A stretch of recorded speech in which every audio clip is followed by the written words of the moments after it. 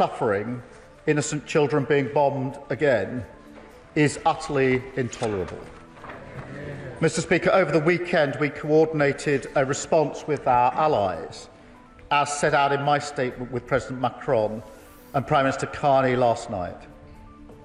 And I want to put on record today that we're horrified by the escalation from Israel. We repeat our demand for a ceasefire as the only way to free the hostages. We repeat our opposition to settlements in the West Bank. And we repeat our demand to massively scale up humanitarian assistance into Gaza. The recent announcement that Israel will allow a basic quantity of food into Gaza, a basic quantity, is totally and utterly inadequate. So we must coordinate our response, because this war has gone on for far too long. We cannot allow the people of Gaza to starve, and the Foreign Secretary will come to the House shortly to set out our response in detail. Mr. Speaker, let me turn now to the three deals this government has struck. The principles we took into the negotiations are clear and simple. Does it drive down bills? Does it drive up jobs? Does it strengthen our borders? And in each case, the answer is resoundingly yes.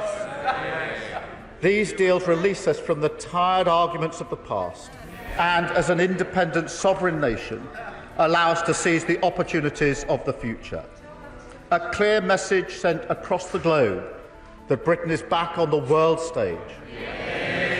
Mr. Speaker, a trade deal with the world's fastest growing economy, India, cutting tariffs for British industries, a huge boost for our whisky and gin distilleries.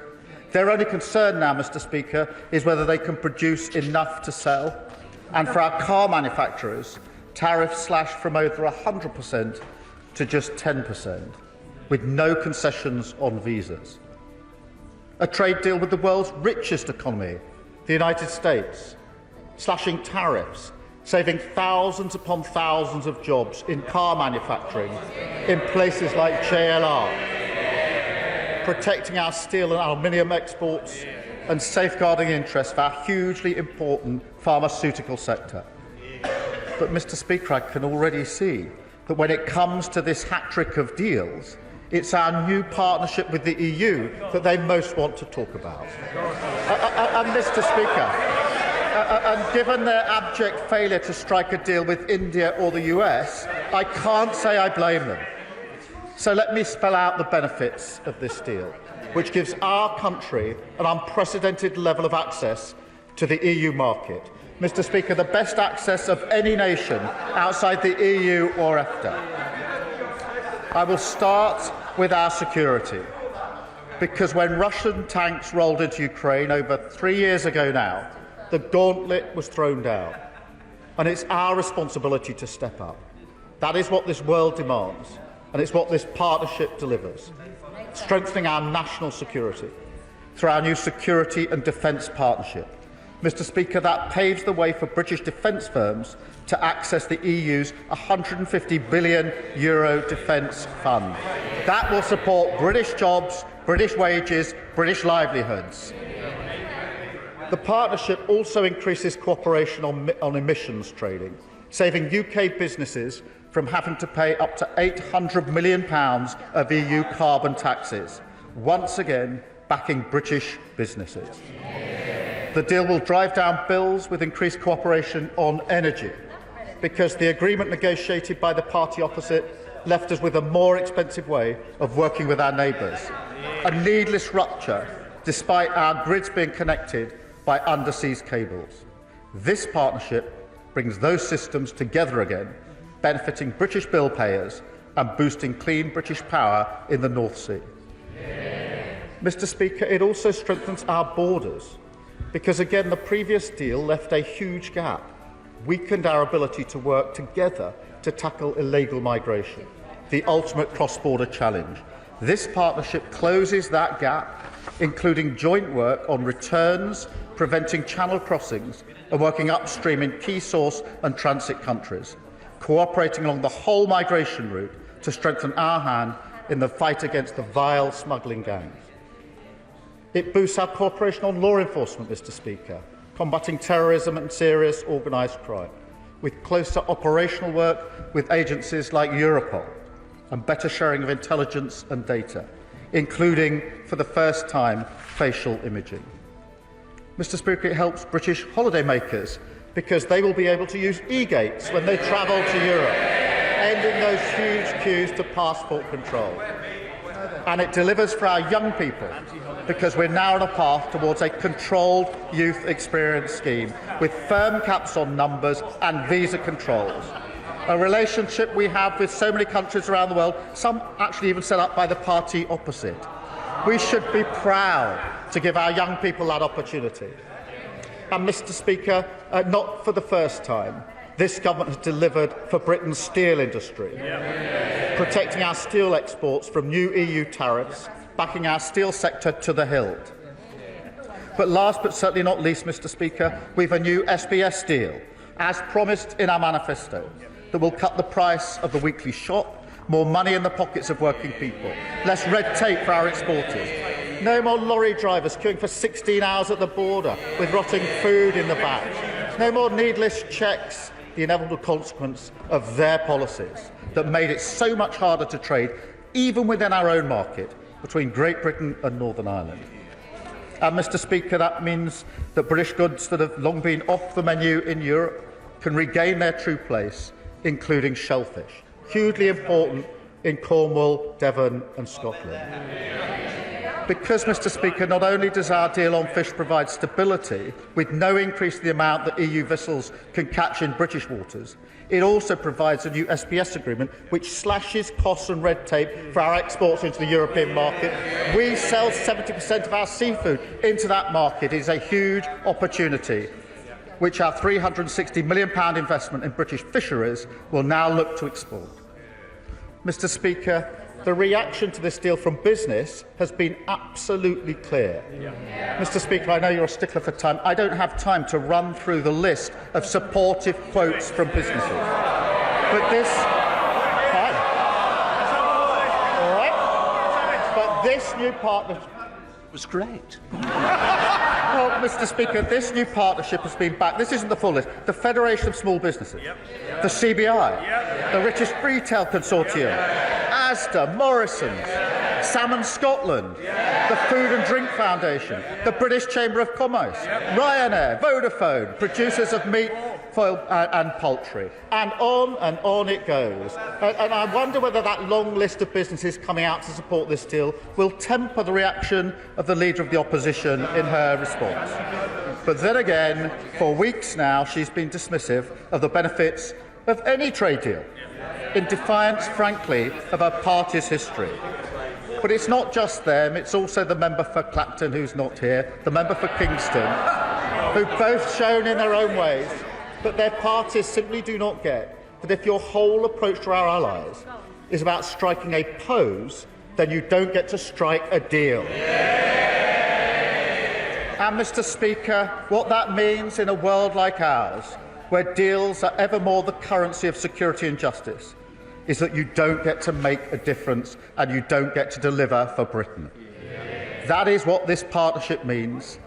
And for years we were told it couldn't be done. What they meant was they couldn't do it. We were told that a deal with the US or India was impossible. What they meant was impossible for them. We were told that a choice must be made between the US and the EU. What they meant was they couldn't do a deal with both. Mr. Speaker, this government can and this government will, because we stay in the room, we fight for the national interest and we put the British people first. That is what these deals represent, a signal that we're back on the world stage, a global champion of free trade, playing our historic role on European security.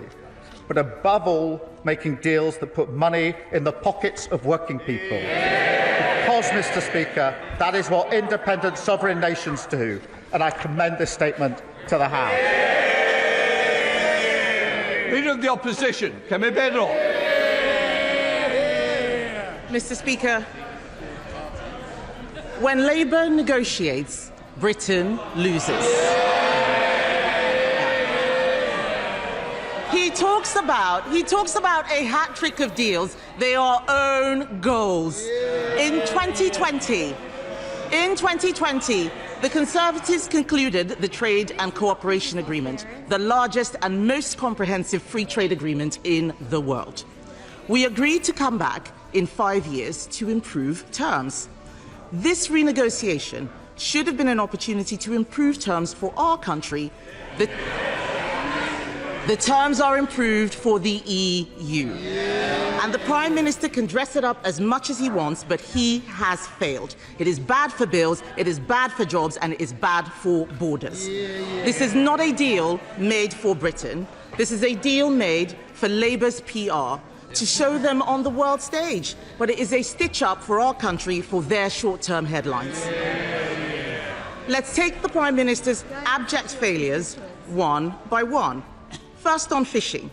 He has given away the prize most desired by EU member states and done so for almost nothing. Mr. Speaker, it is very easy to sign deals if you're prepared to give everything away for pennies. This deal locks out our fishermen until 2038. We are now in a worse position than the Faroe Islands, a set of islands with a population of Scarborough, but who get to have annual negotiations. And the Prime Minister quoted some organisations welcoming his deal. He doesn't listen to them normally, but he left one out deliberately. The National Federation of Fishermen's Organisations, who have described the deal as a surrender and a giveaway. This is a Prime Minister who would pay to give away his family silver. Why is the Prime Minister selling our fishermen down the river? Is it because they don't vote Labour?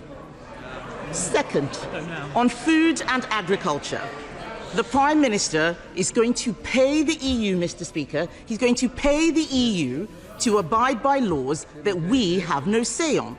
While British farmers struggle with the family farms tax his Chancellor has imposed on them, their regulations will now be made in Paris and enforced in Brussels. It is a total capitulation. We're not in the EU. We are not at the table. So can the Prime Minister tell us how is he going to ensure accountability for the hundreds of regulations he has signed this country up to?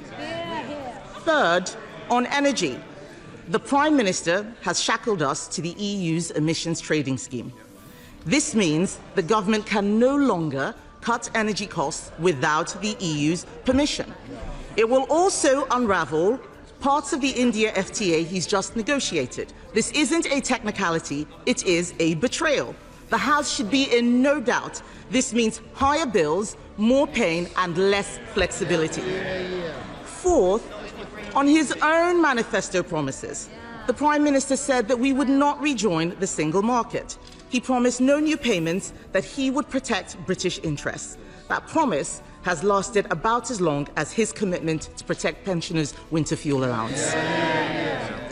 He said whatever was needed to win power, Mr. Speaker, and now he'll say whatever is needed to keep it, even if it means selling out our sovereignty, our businesses, and the public. The truth is that most of what was announced yesterday was not a deal. There was no binding agreement on anything. Most of the items outlined are simply agreements to enter into further discussions we are already having.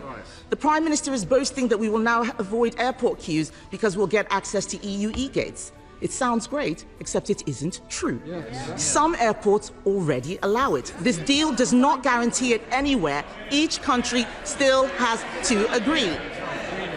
And that, Mr. Speaker, sums up this deal perfectly. It is a lot of spin to disguise the terrible substance.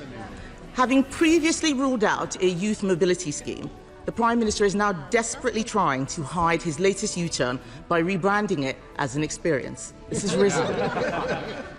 We have no details on any cap, no details on any time limit, which begs the question, why is the government talking about increasing migration before it has got a grip on the small boats or the legal migration system? I know the Prime Minister doesn't like answering questions, but people out there want to know, can we have some honesty as to what has been discussed? How many young European workers does the Prime Minister think would be acceptable? And will they be able to bring dependents? Even the defence commitments in this deal are hopelessly one-sided. We're making payments, but they are offering dialogue and consultation. This is a pitiful return for the country that leads NATO in Europe with troops on the ground in Estonia defending our allies. Can the Prime Minister tell us why there's not a single word in his statement about the money we will now be sending to Brussels? And can he set out how much those payments will cost taxpayers? Mr. Speaker, in government, details matter, and so does honesty. They're laughing, but this is a bad deal for the country. Look at them. This is how they laughed at the budget. They have no idea what it is they signed up to. He said he would stay out of the single market. He's going into the single market for agri-food, electricity and energy. He said he'd stay out of the customs union, but he is accepting EU tariff rules. How does he plan to stop the EU changing them to our disadvantage? He has no idea, neither do any of them. Because the British people know, Mr. Speaker, when they are being misled. They know that headlines fail.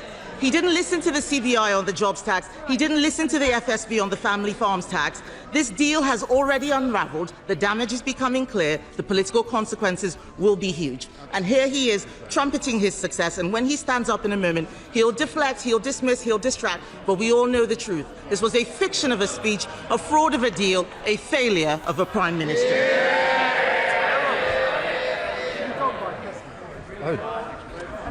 Oh dear.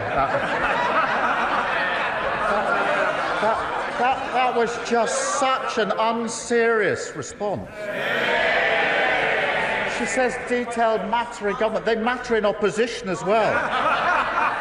The SBS agreement cuts red tape and bureaucracy for all food and agriculture going into the EU. That's a massive boost for our supermarkets, for our farmers and others.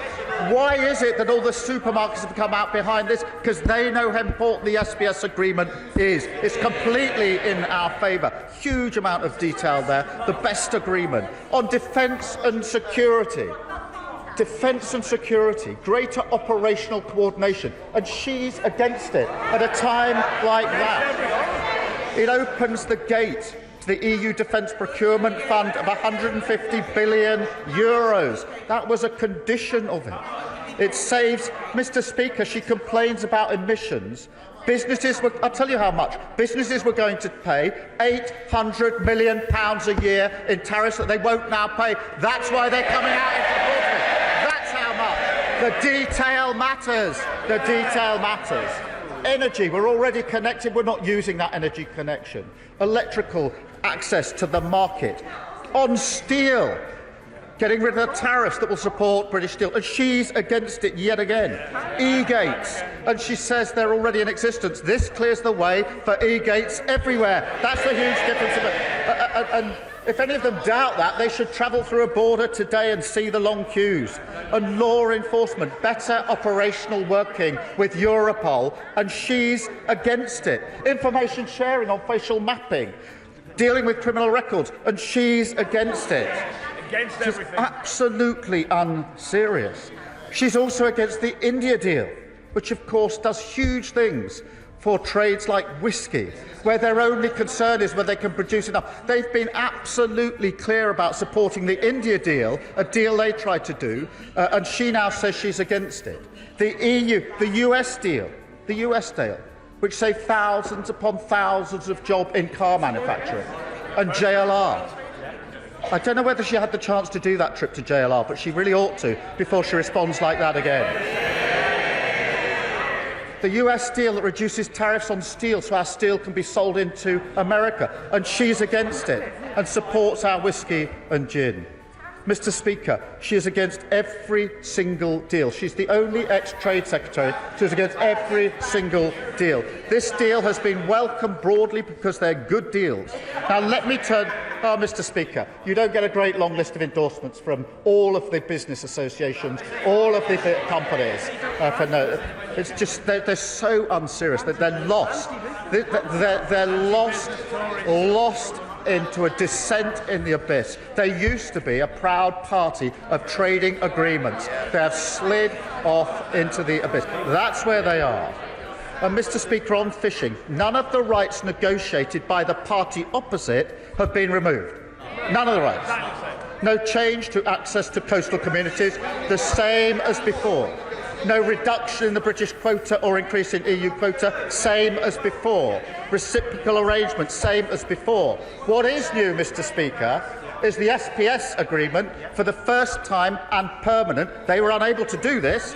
That reopens the EU market for shellfish and makes it much easier to sell British fish into our largest trading partner. And, Mr. Speaker, that's hugely significant because 72% of British fish is traded into EU markets. It's now easier to do that. And we're backing that with £360 million for our fishing and coastal grants. Mr. Speaker, she talks about the youth experience scheme. It is a capped scheme. It is time limited. It is capped. It's time limited. It is balanced.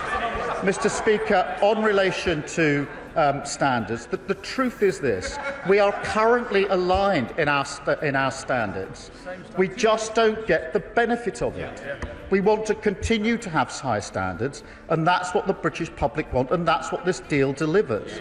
We will have a role in shaping any future rules, and application of them is specifically subject to our constitutional arrangements. We will have a process in this Parliament to apply the rules. But let's be clear, we are already applying those rules at the moment. We're just not getting the advantage. This strips that away. It's good for our country, good for our economy. And it's a shame that she can't stand up and support it.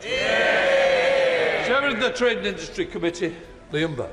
Thank you, Mr. Speaker. This deal is good for business and this deal is good for Britain. I want to congratulate the Prime Minister on embracing a good half of the Select Committee's recommendations, agreed, if I might say, Mr. Speaker, cross-party. While some in this House are proposing trade barriers, he is building trade bridges, and that is in the national interest. Now, we have a deal, Mr. Speaker, but we do not have a date.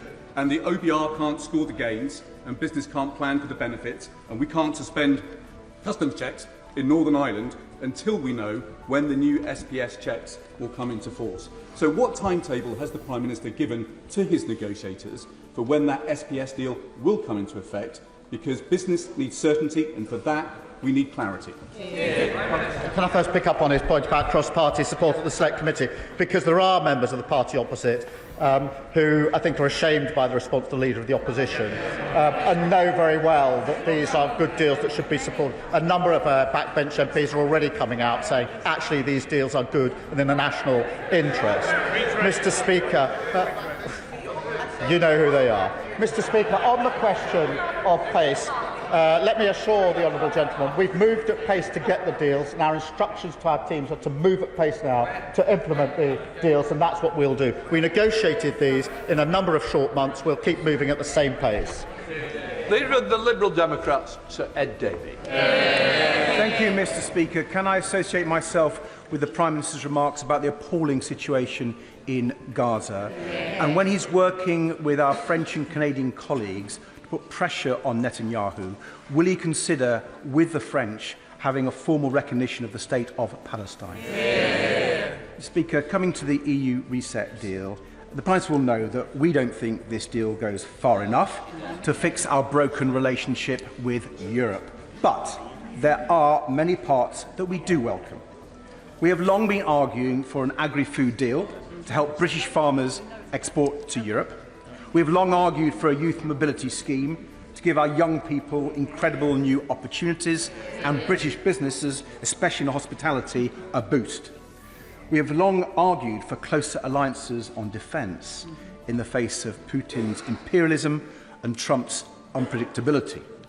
So can I welcome the progress on these issues, even if it is only very limited progress on things like youth mobility?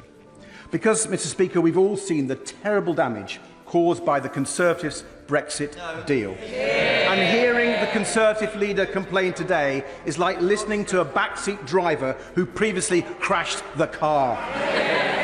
Our country has moved on from the divisive Brexit wars of a decade ago, and some members of this House need to do the same.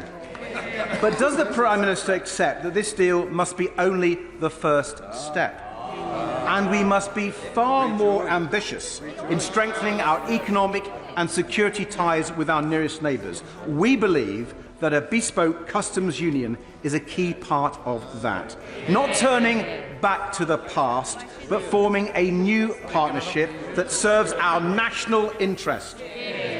I know the Prime Minister once made that a red line, but he will accept that the world has changed since then.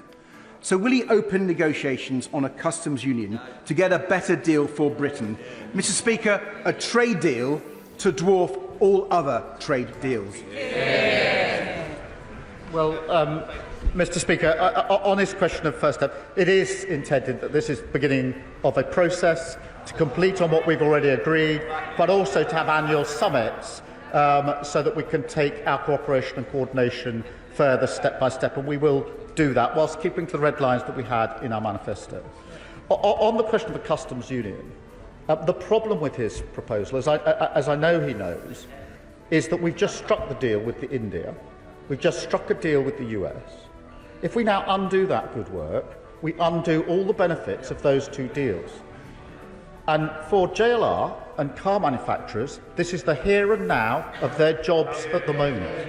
And that is why we had our red lines and we've kept to those red lines. I'm not prepared to rip up the benefits that we've negotiated in these deals. Chair of the Foreign First Select Committee. Mr. Speaker, can I begin by thanking the Prime Minister for what he has said about Gaza?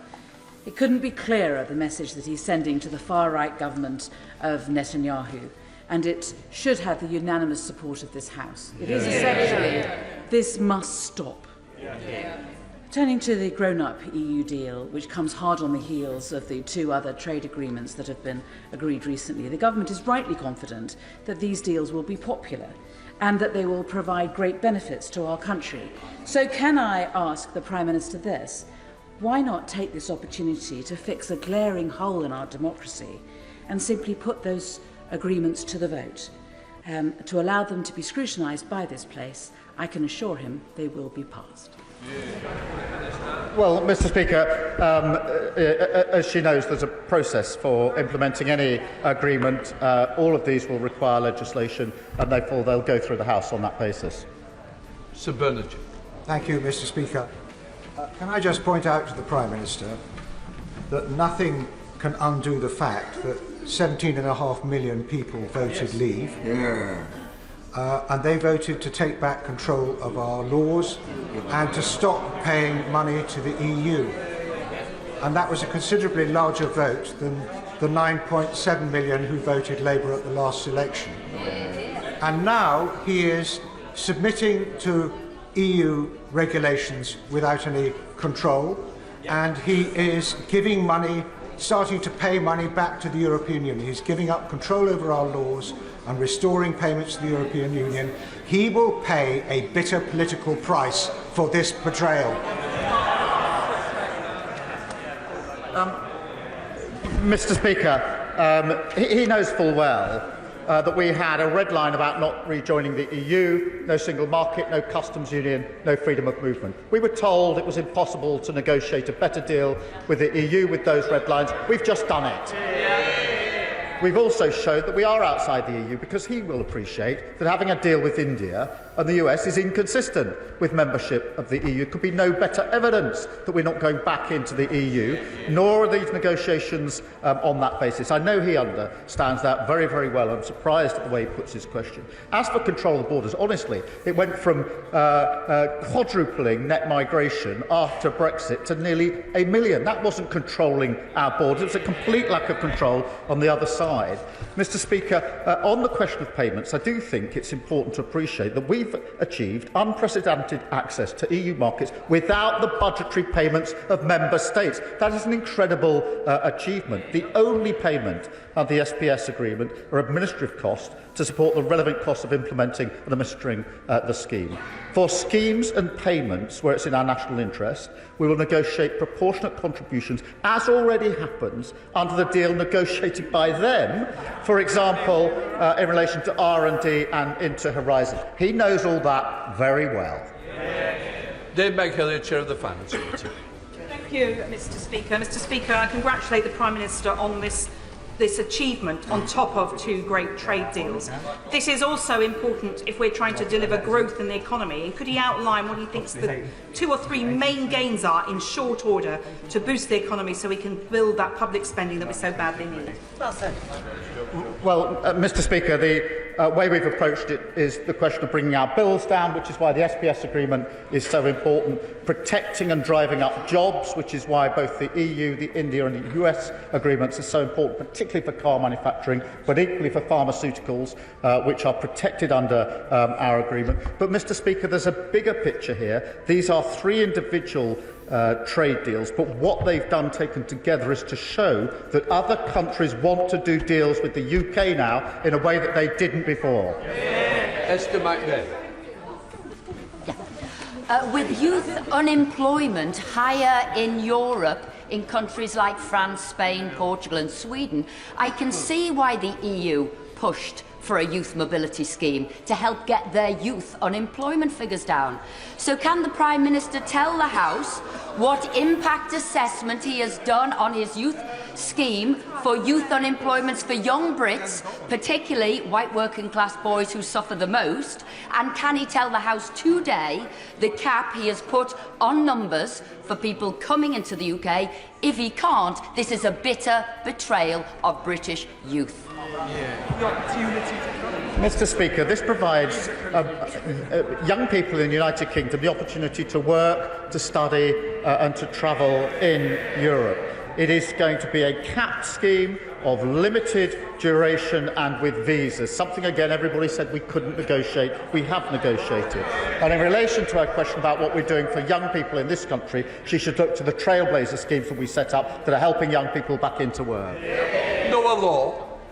Will the Prime Minister join me in inviting members opposite to celebrate the restoration of access to our British shellfishers and the reduction in frictions on the 70% of our British seafood that's exported to the EU, and encourage members opposite to get out there and help us deploy the £360 million of fishing and coastal community funding that we have unlocked? Well, I thank him for his question. Under their deal, shellfish was locked out. Shellfish can now be sold back into the market, hugely important for places like Cornwall. That's why their response to this is so unserious and so un-Tory, if I may say so.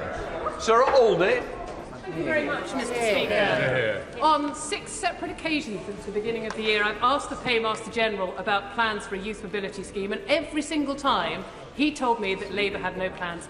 I realise I was in error. I should have asked about a youth experience scheme.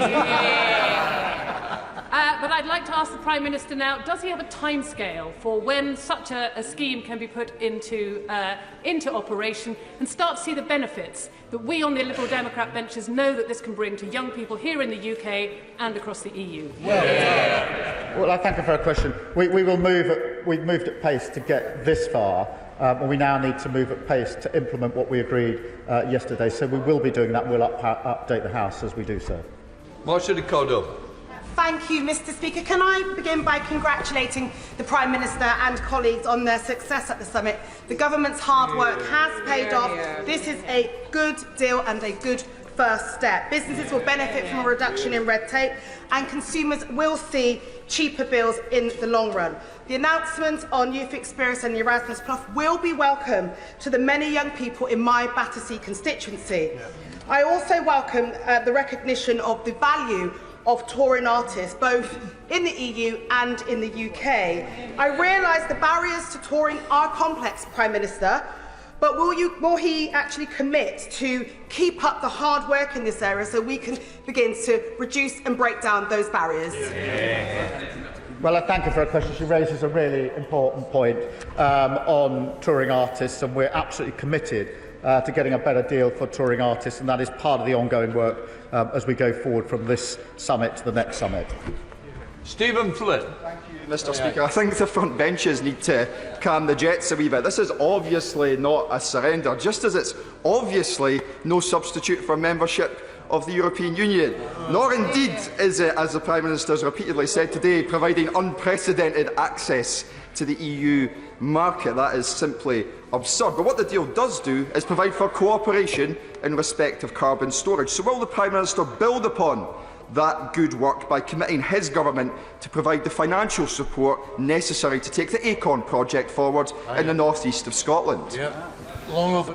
Well, Mr Speaker, this deal does allow us to move forward on renewables and carbon capture as part of the package around renewables, which is why it's so important across the United Kingdom, but particularly in Scotland, because of the potential for job opportunities there. And so, of course, we'll press on there. I would gently ask him to reconsider whether he shouldn't support these deals for the whisky sector in Scotland. Scottish Salmon came out yesterday hugely in favour of this deal. He should stand up and support the work that we're doing. Julie Mims. Speaker, my Carlisle constituency is home to the world's oldest biscuit factory. Cars has been making table water, ginger nuts and custard creams for many, many decades. In fact, in about 15 years' time, it will celebrate its 200 years in business. Could the Prime Minister say more about the importance of this deal to food and drink businesses like Pladis, who own and operate the Cars biscuit factory? Thank you for raising this. For food, for biscuits, for all the content covered by our SBS agreement, this is a massive step forward because it gets rid of the red tape and the bureaucracy, which costs each business thousands upon thousands of pounds. So, Mr Speaker, this is good for biscuits, good for business. Where's the crumbs? Dame Harriet Baldwin. Thank you very much, Mr Speaker, and may I get a serious answer to a very narrow and specific question.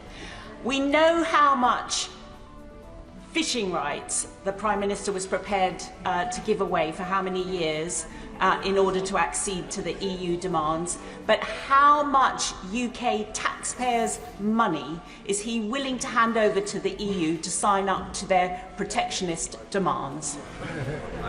Well, I remind her that nothing that was negotiated by the last government on fishing has been given away, quite the contrary.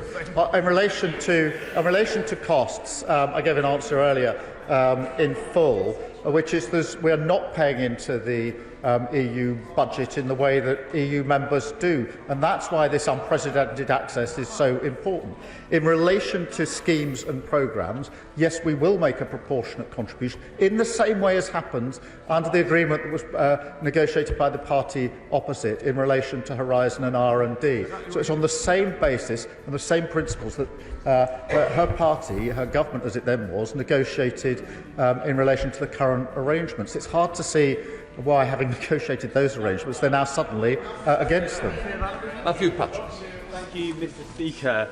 The energy industry is central to our mission for growth, but it's also important in our tackle against the generational challenge that is climate change. That is a sentiment felt in my constituency of Wirral West, which is proud to be a regional hub of carbon capture and hydrogen storage.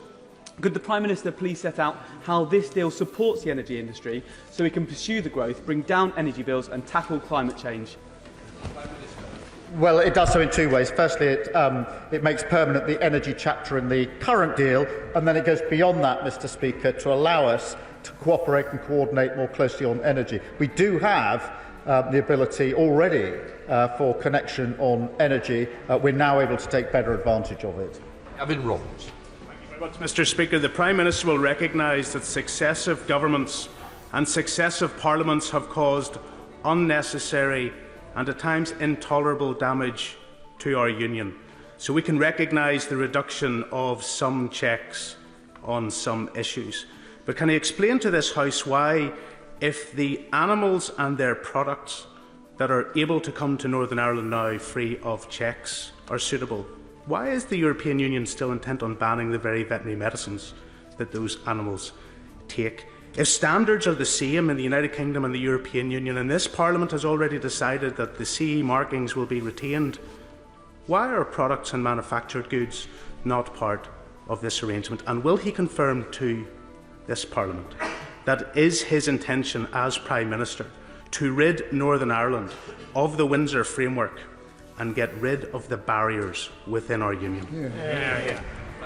Well, can I thank him for his question? As he will know, the SBS agreement that we have negotiated is good for Northern Ireland because it means that the current SBS agreement for Northern Ireland now is complemented by and comes up against the agreement for the UK as a whole, and that will be a huge step forward for Northern Ireland, which I know he cares about and others care about and I care about, and it is amongst the advantages of the SPS deal that we have struck. On the question of vet meds, I do understand the issue, and we're working to resolve the particular problem that he has set out, and he's right to do so, but we're working to resolve that. I think we're in a better position to resolve it by cooperating and coordinating with the EU, which is what we are doing. On the Windsor Framework, it is important that we implement the agreements that we have in place, because the blunt truth is nobody will make further agreements with a country that walks away from the agreements they've already put in place. Matt Doodle. Thank you, Mr Speaker. The last Tory government left the British people at the back of the European queue. That was true for exporters, for farmers, for businesses, but most obviously for my constituents it was true when they stood and watched other nations skip through the e-gates at airports while they waited for hours. Because of holidaymakers in East Renfrewshire are eager to spend more time at the poolside and less time at passport control, can he confirm when he expects to see the benefits of those arrangements around the use of e-gates?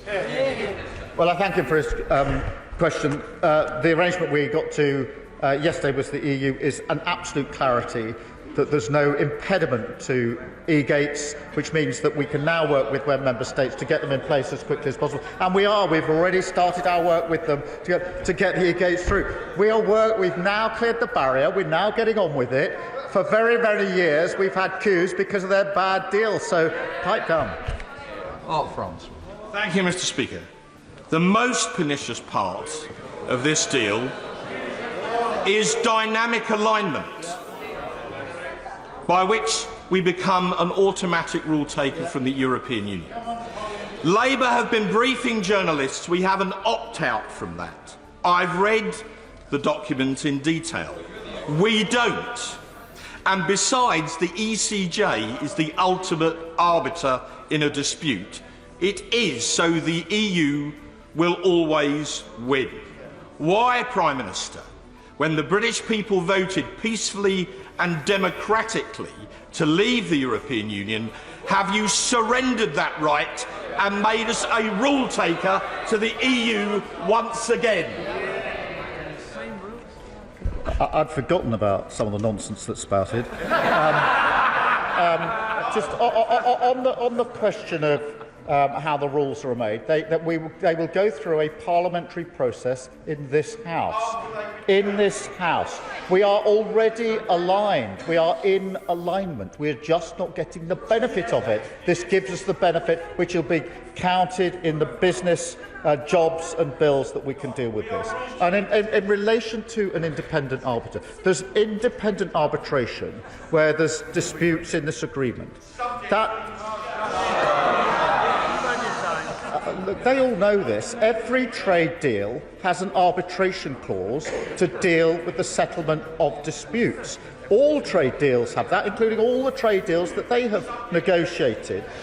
On the question of the ECJ, if there's an issue of European law that needs to be referred by the independent arbitrators to the court, they then give a ruling on the interpretation. It passes back to the arbitrators to make the final decision. That is how trade deals work. But I do understand their new policy. Their new policy is against any trade deals. That's never been the Conservative Party policy before, but it's good that we've got clarity now. Lizzie Collins. Thank you, Mr Speaker. This deal is very, very welcome, particularly for my farmers in Morecambe and Loonsdale. But, Mr Speaker, as a young person, I benefited from a year in New Zealand and a year in Spain. Can the Prime Minister assure me that he'll do everything he can to ensure that other young Brits get the same opportunities that I did? Thank you. Well, Mr Speaker, I do want young people in this country to have the opportunity under the scheme to work, to travel and to involve themselves in volunteering and other activities in Europe. Tim. Thank you, Mr Speaker. Thanks to the appalling deal done by the Conservatives with the EU in 2020, we saw farmers lose 34% of their export market into the European Union, which contributed to a 41% drop in incomes for livestock farms in my constituency and across the country. So we are encouraged to hear about the access to the European markets for our farmers, but can he say more about that and the extent to which we will be able to know when those opportunities might avail themselves to farmers in West London and beyond? Well, I thank him for raising that, which will be of huge interest to his constituents. If I got his number right, I think he said there was a 41% drop in trade because of the deal that the previous government did for farmers, who they claim to champion. What this does, as he'll appreciate, is to ensure that food and agriculture going into the EU will under the SPS agreement, do it without any of the red tape, any of the bureaucracy. That will make it much easier for his constituents, much easier for farmers generally, to trade in the EU market, bringing down their costs, which is hugely important for farmers and his constituents. On the question of timing, we'll do it as quickly as possible. We're moving at pace. I do appreciate that for farmers in his constituency, farmers across the country, this is hugely important to undo the damage that the previous government did. Absolute Khan. Can I also congratulate the Prime Minister for this deal? Manchester has a student population of over 100,000, many of whom I represent. They will be pleased to hear, as I am, that the UK and EU will develop a scheme focused on student exchange, supporting young people to study, volunteer, work, or travel across Europe. So does the Prime Minister agree with me that this deal will provide life-changing experiences for our young people and will strengthen our broken relationship with the EU for generations to come? Well, I can confirm I want those experiences, those opportunities for our young people. I think the country wants those experiences for young people. I'm not even sure the party opposite are genuinely against better opportunities for our young people to go and work and travel in Europe. Richard Tice. Thank you, Mr. Speaker. In Boston and Skegness, my fishermen are furious that the Prime Minister has surrendered the fishing industry, and my constituents are furious that you've surrendered on freedom of movement and on rule-taking under the ECJ. But there is good news, Mr. Prime Minister. Do you accept that you've also surrendered the jobs of many of your backbench MPs of the next general election to reform? Well, I'll happily explain to his constituents the huge benefits of these deals, measured in jobs that will be saved, jobs that can now thrive, bills that will come down. And it is really important for our economy that we have these deals. That is in the interest of his constituents. It's in the interest of the whole country. Gregor Boynton.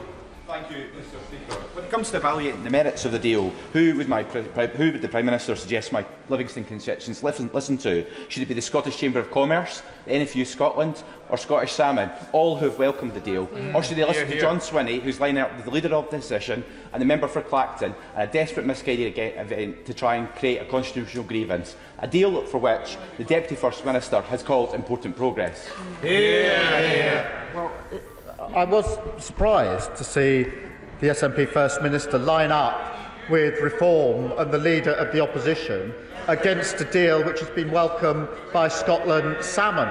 Welcomed by Scotland Salmon, huge exporter from Scotland, because they know it's good for their business. But that's a pretty small and miserable club for the SNP to be in. Sir Julian.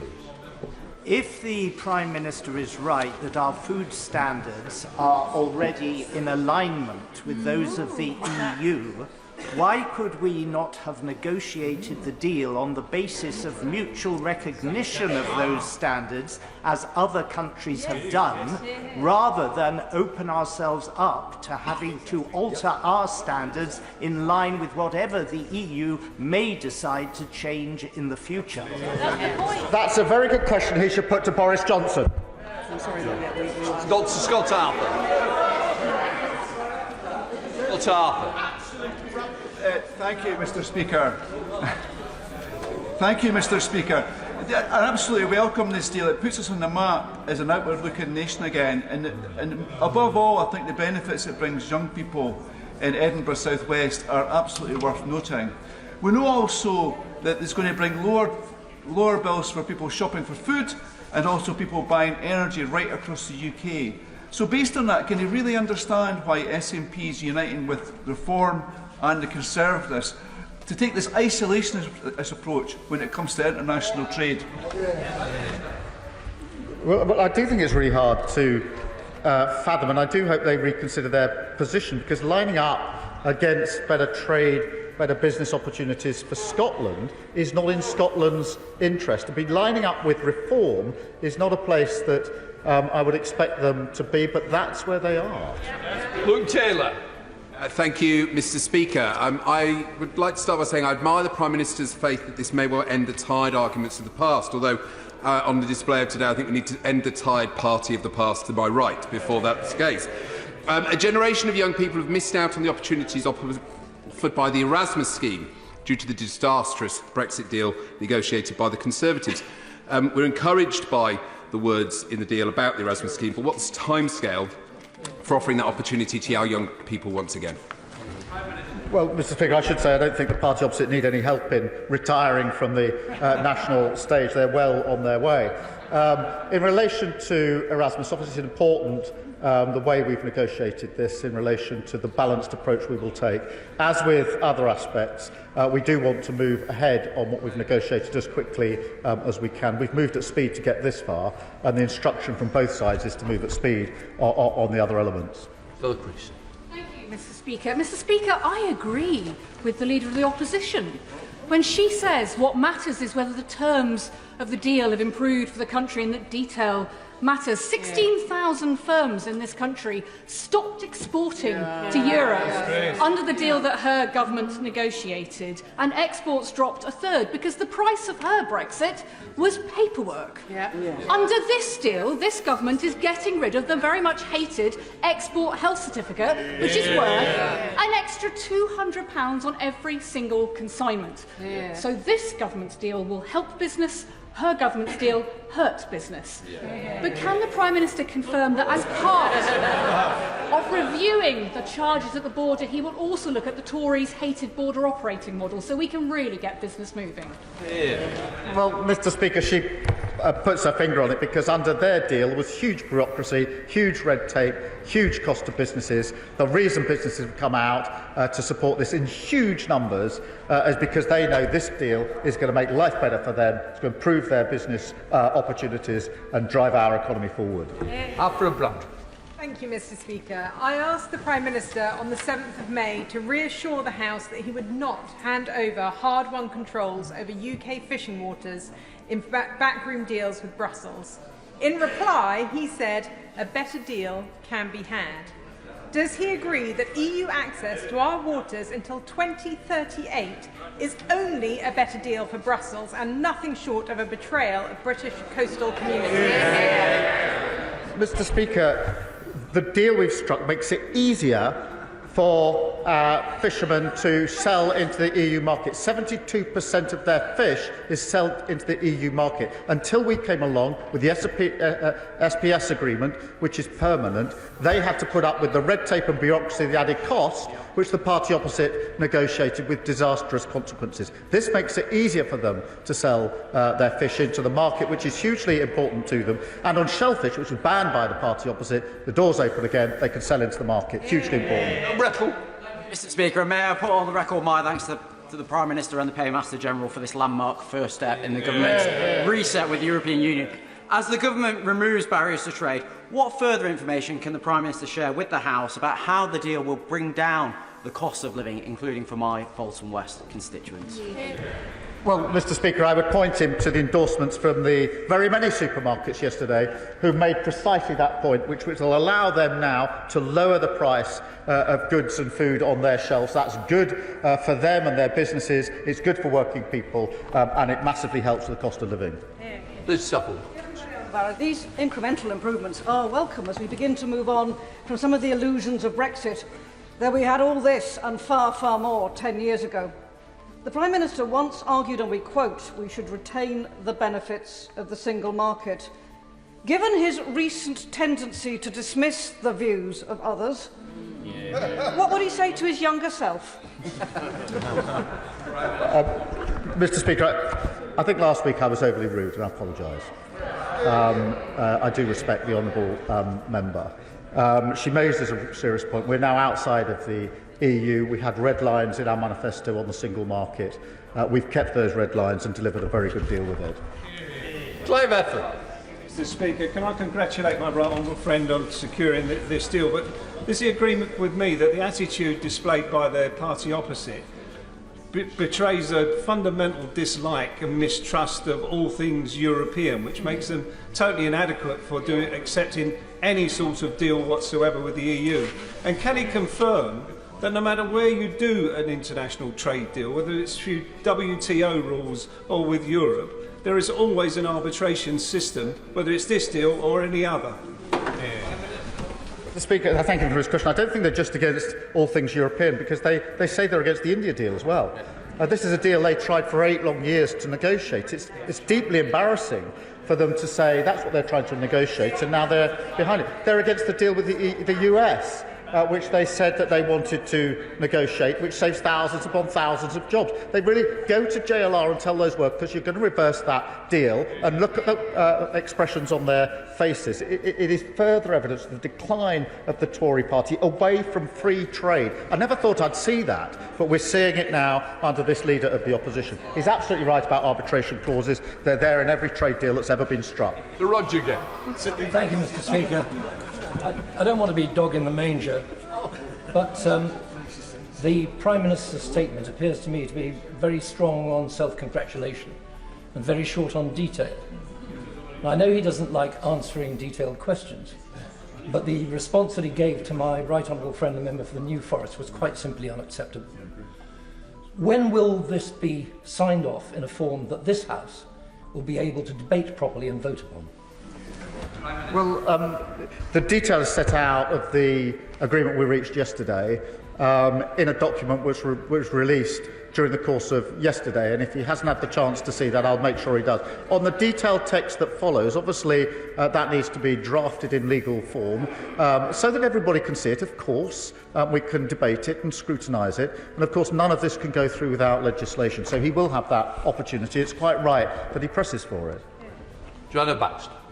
Thank you, Mr. Speaker.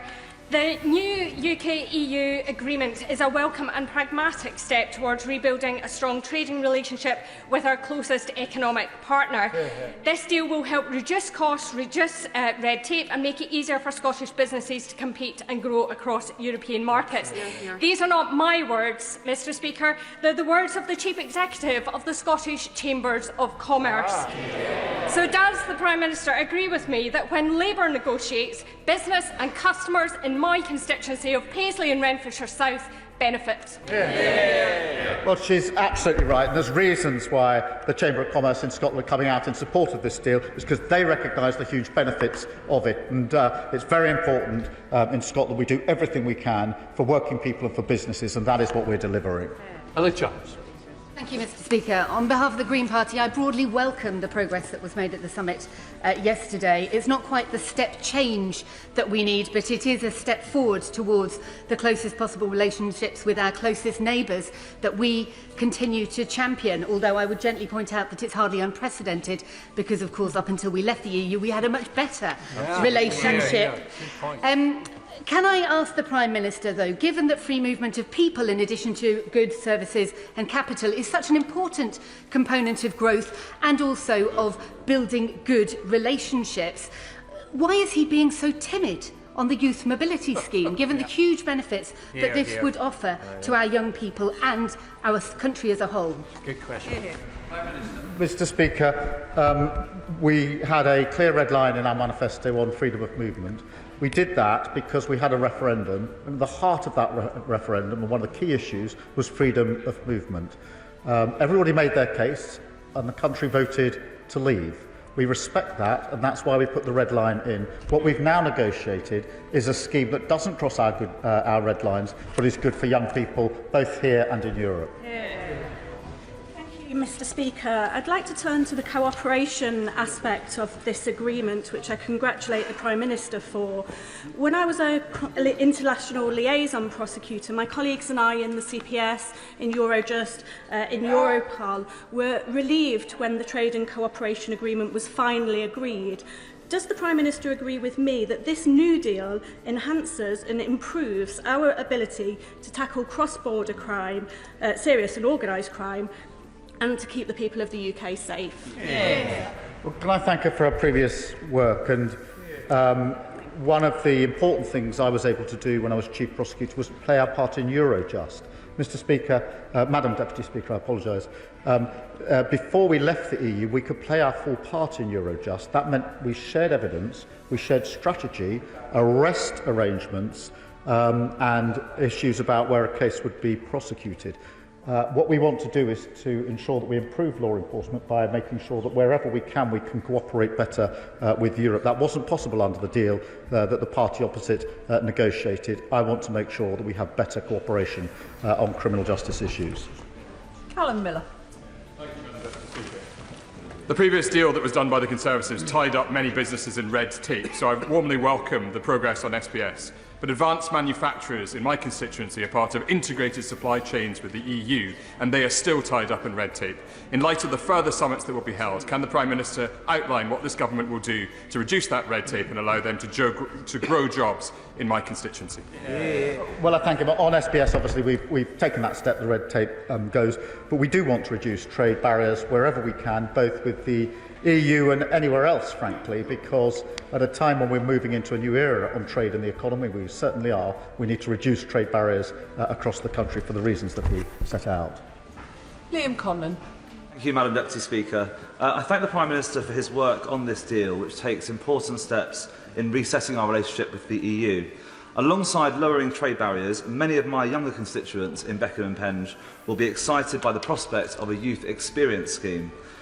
Does the Prime Minister agree with me that far from being a concession, a youth experience scheme mirroring agreements that we already have in countries like Australia and New Zealand would create fulfilling cultural opportunities for young people across the country? Well, I do agree with him and remind the House we do have agreements in place with a number of other countries, some of them actually negotiated by the party opposite.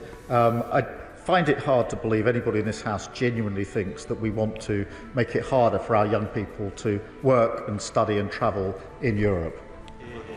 Graham Stewart. Thank you, Madam Deputy Speaker. We need 15 billion barrels of oil and gas between now and 2050, and currently we're expected to produce just 4 billion.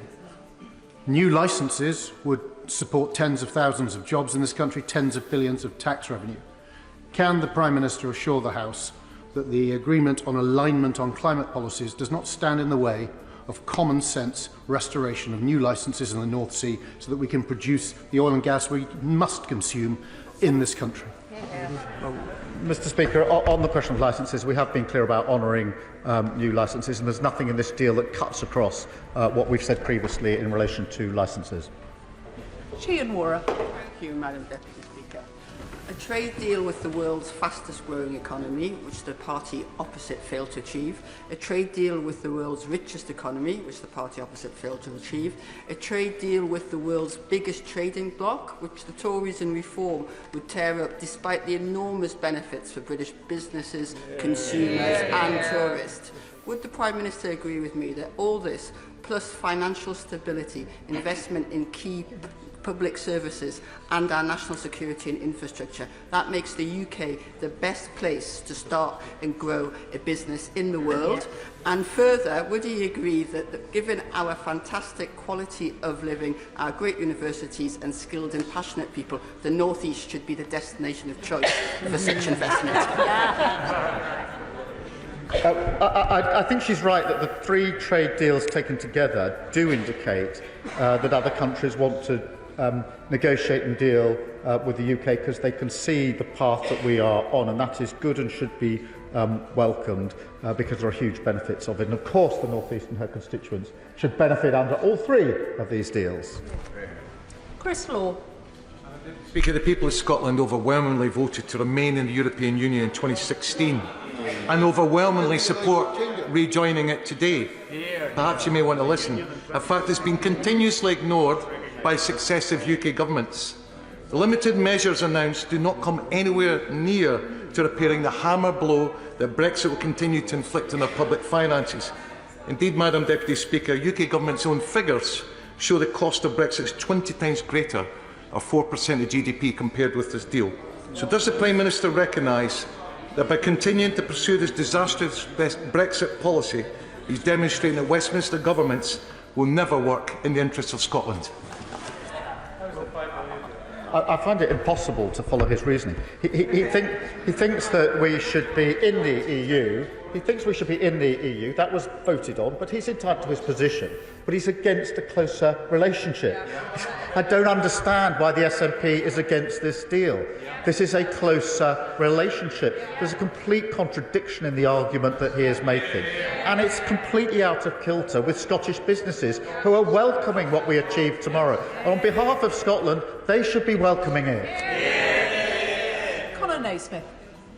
Madam Deputy Speaker, can I congratulate the Prime Minister for securing this sensible, pragmatic deal that demonstrates that we can respect the result of the 2016 referendum without settling for a bodged Boris Brexit. Does the Prime Minister agree with me that if the Conservatives and Reform want to rip up this deal, they should explain to my constituents why they should pay higher prices for food and energy?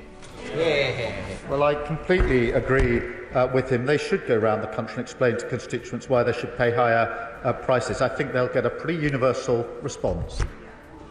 Harriet Cross.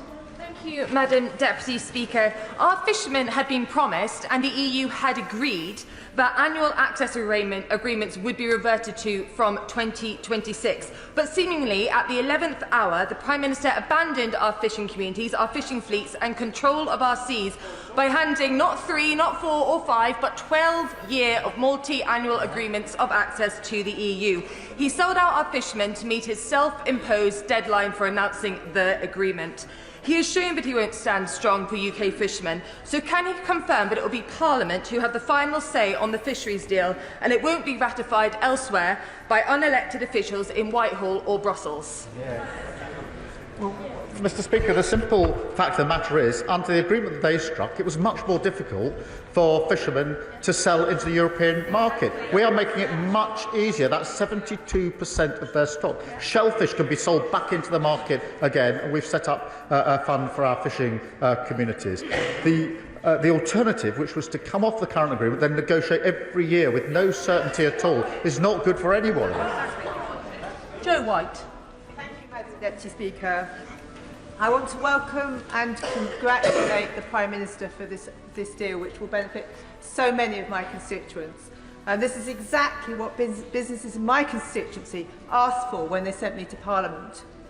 The youth mobility scheme will also benefit local farmers, but what I want to know is how young people in my area will benefit from it, opening up to experiences and opportunities that they would have never otherwise dreamed of. This is a scheme that must not just benefit middle-class kids on their gap year.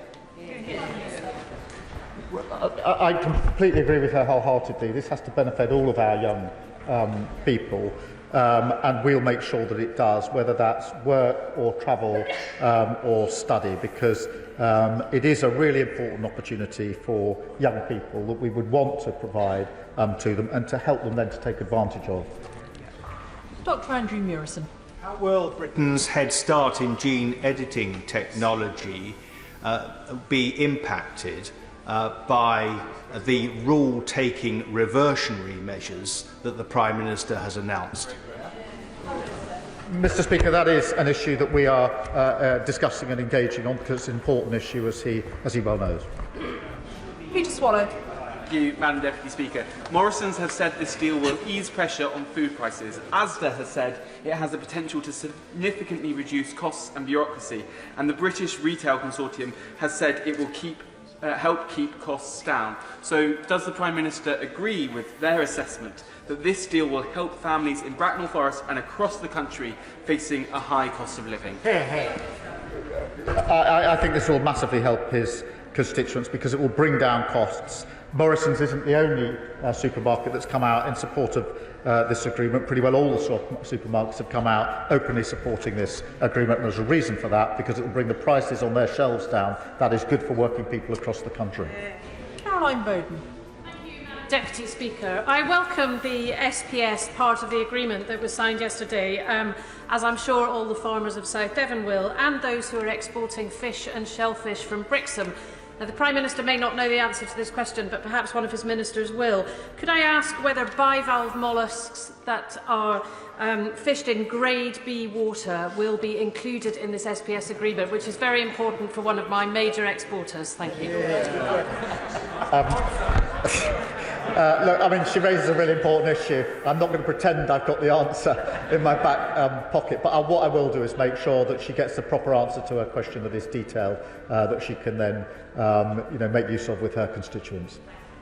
Rupa Huck. Thank you, Madam Deputy Speaker. It's brilliant that the Brexit logjam that cast such a long shadow over so many years over this House has been smashed by this Prime Minister. Yeah. Could he indicate when we might hear a bit more about the youth experience scheme that's been so yearned for and so welcomed by the universities, by the English language teaching sector, and also by my staff team and son, who were born too late to have a say in any of the mess that the Tories left behind? Well, Madam Deputy Speaker, we will develop the plan in relation to the Youth Experience Scheme with our partners, and we have instructed our teams to move on all fronts as quickly as we can. David Reid. Thank you, Madam Deputy Speaker. The Prime Minister states through a new security and defence partnership the way will be paved for British defence firms to access the new European Defence Fund, a fund that I think we can collectively agree will allow our continent to defend ourselves against Putin's autocratic regime. Madam Deputy Speaker, how long does the Prime Minister think access to this fund will take? Weeks, months or years? Certainly not years, because the whole point of the fund is to be part of the collective response to the challenge in Ukraine. And the fund came about because of the work we're doing with the Coalition of the Willing as one of the initiatives out of that. And therefore everybody involved wants to move at speed, and that's the basis on which we have approached this. What yesterday does is knock out one of the gateway issues that we were otherwise facing, so that we can work with others to access that fund. But it will be as quick as we can, because the situation in Ukraine is extremely serious, and we need to address it as quickly as possible. Kirstine Sullivan. Thank you, Madam Deputy Speaker, and can I thank the Prime Minister for negotiating this deal, which is good for the UK, and according to umpteen businesses, it's good for Scotland. As someone who benefited from a year in France many years ago, I welcome the work underway to give young people in my constituency access to a youth experience scheme, but can also ask the Prime Minister to work at pace to ensure that our sports people and musicians can showcase their talents and are no longer subjected to the Tories' botched Brexit. Well, thank you for raising it. It's a really important issue. We will work as quickly as we can on that issue, because I think whichever way people voted, they didn't really vote to stop creatives and sports people crossing national boundaries to show their talent in whichever way that may be. So we do need to resolve it. Manuela Pertigella. Thank you, Madam Deputy Speaker.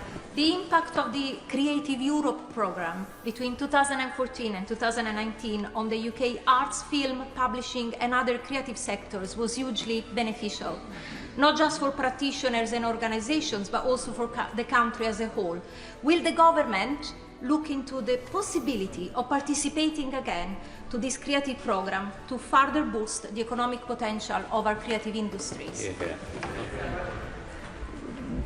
Madam Deputy Speaker, we're obviously set out yesterday the areas where we've reached agreement. We will now have annual summits, but we'll approach this on a value for money basis.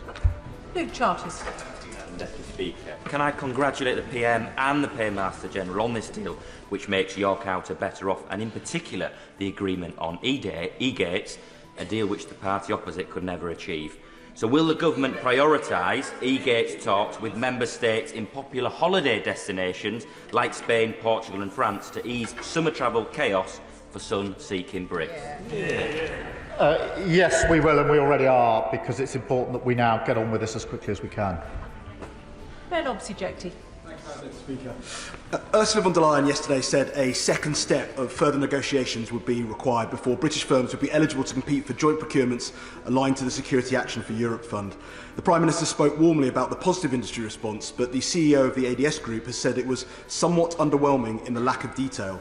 So what is the detail on the areas that need further negotiation before British firms even have the possibility of bidding for access to the Safe Fund, let alone the creation of thousands of jobs? Let me answer him directly, because the first thing was to get through the first gateway. The second gateway, because this is a fund that's being set up at the moment, is to then negotiate our way into the scheme. That was always the two-stage process. The scheme itself has not been in existence for very long and is being developed, and so along with our European partners, we will move that on at pace. Rachel Maskell. Thank you, Madam Deputy Speaker. Well, residents and businesses in York will really welcome this deal. Our university sector is our second largest export. So could the Prime Minister say more about how this deal will benefit higher education, not least in our research base, but also in being able to attract the very best into our country? Well, Madam Deputy Speaker, we do want to attract the very best into our country and continue our efforts to do so. The measures we set out yesterday will now help in that effort. They're not the total sum of our effort, but they will help in that effort. Sammy Wilson. Thank you, Madam Speaker. After every EU summit, the people of Northern Ireland have been subjected to spin, broken promises, and in some cases downright lies. The Prime Minister today said that the new SPS agreement will mean no more lorry drivers queuing for 16 hours at the border with rotting food in the back, no more needless checks that made the borders trade so hard even within our own market between Great Britain and Northern Ireland. If what he is saying is true, can he tell me today that the £140 million border post being built in my constituent, spread over 10 acres, designed to carry out the very checks he says are now disappearing, is no longer necessary, and will construction on it stop? He raises a really important point, and what we do want to do with this agreement is to ensure that we do remove unnecessary checks wherever they are, but particularly we've had in focus the situation with Great Britain and Northern Ireland. And I do want to make sure that we ensure that we have real improvement on the situation on the ground and don't go to unnecessary expense. I do genuinely think for Northern Ireland this was a big step in the right direction. Yesterday we'll continue to make sure that we make progress. Alan Gemmell. Thank you, Madam Deputy Speaker. Unlike the SNP's singular failure wholeheartedly to support our defence sector, this deal is good for Scottish defence firms. Does the Prime Minister agree with me that Scottish firms gaining access to the €150 billion defence fund is a huge opportunity for jobs and manufacturers in Scotland and in my constituency of Central Ayrshire? Yes, absolutely. And getting that gateway opened is hugely important for Scottish businesses in defence and security, and those businesses on defence and security in Scotland are world leading. They're some of the best that there are, and so it would be a welcome opportunity for them. Luke Evans. Thank you, Madam Deputy Speaker. The Labour government can't answer how much the Chagos deal costs. The Labour government can't answer how much the cost of NHS England is. Can the Prime Minister answer how much this reset deal will cost, and that there will be no further expenditure to the EU? Madam Deputy Speaker, I've set out how the costs will be approached. What we're not going to do is to make those budgetary payments that EU members do. We will look at proportionate payments into schemes, as is currently the case in relation to Horizon, negotiated by the previous government. But the cost of the Tories on the country has been absolutely incalculable. Tulip Siddiq. Madam Deputy Speaker, may I congratulate the Prime Minister on securing a landmark deal with our European neighbours. The Prime Minister will know that my constituency has been a leading light in creative industries for a long time, not just because my predecessor was a double Oscar-winning actress, but local actors have been coming to me expressing their frustration about securing work in Europe because of delays to work visas and also because of the limit of 90 days for UK nationals. So could I ask the Prime Minister, could he reassure my local performers that they won't just be waiting in the wings while the rest of Europe takes centre stage? Well, I thank her for raising this, which will be really important to her constituents and to many others. We are incredible in the creatives sector, and as I say, I honestly don't think that whether people voted leave or remain, anybody really wanted or intended that our artists, our creatives, should have difficulties getting on with their trade, and we will work at pace to try and resolve that. Vicky Slade. Thank you, Madam Deputy Speaker. British people having access to e-gates is welcome. As the Minister for EU Relations said to the BBC, it should ensure more time for UK residents when abroad. But my constituents in Mid-Dorset North Ball have a better suggestion to achieve that. Does the Prime Minister agree that we should be developing a reciprocal travel arrangement so Brits can return to 6-month visits to the continent as EU visitors can here, doing away with the confusing 90 and 180-day rule? Well, I think the e-gates will make a huge difference and probably be the first impact that many people see, hopefully getting those in train just as quickly as we can. As for other measures, we are looking at other measures. Mark Ferguson. Thank you, Madam Deputy Speaker. I welcome the Prime Minister's statement and this deal. Perhaps most important to people in Gateshead will be the downward pressure on food prices. So I ask the Prime Minister, when it comes to food prices, when it comes to this deal, would he rather listen to Asda, Morrison's or perhaps M&S, or the Leader of the Opposition who doesn't think sandwiches are food? I listen to business on this, and they are universal in what they say about food, and that's why I am surprised that the party opposite is against a deal that brings down the price of food. Greg Smith. Thank you, Madam Deputy Speaker. Dynamic alignment does undermine sovereignty. And to undermine sovereignty does not just undermine the central principle that 17.4 million people voted for, but it undermines everybody who respects the democratic outcome of that referendum. So if the Prime Minister won't think again about this Brexit betrayal, will he at the very least reinstate the European Scrutiny Committee of this House so that this House can scrutinise every single rule that we now have to take rather than make? Absolutely. Well, Madam Deputy Speaker, I've set out the position in relation to how the rules will be applied. We are already aligned. We don't get the benefit. This allows us to get the benefit, which is why businesses are so in favour of it. Every trade deal requires agreement on both sides as to the way forward. This agreement is no different. Darren Paffy. Thank you, Madam Deputy Speaker. And can I congratulate the Prime Minister on this common sense reset? Does he agree that while the Conservatives slammed the door of opportunity in the faces of younger generations with their useless Brexit deal, this youth mobility scheme opens up life-changing experiences for young people from Southampton? And can he say how schools and universities can have input into shaping the best scheme possible? Well, this does provide great opportunity, and we will make sure that all those interested are able to help us in the design of the scheme. Wendy Chamberlain. Madam Deputy Speaker, to re-emphasise the point made by my mobile friend, the member for Mid Scotland and Poole, Mid Dorset, my constituent runs an agricultural consultancy which requires travel to the EU, which is especially frequent during seasonal peaks, and he has been hampered by the rolling 90-day rule. And I think the issue here is that EU citizens coming to the UK have 180 days and 365. So what we are asking for is an equalisation of that scheme. Is the Prime Minister going to look at that? We are looking at a range of issues. I completely understand the point that she makes and the frustration that causes for her constituents and for people across the country.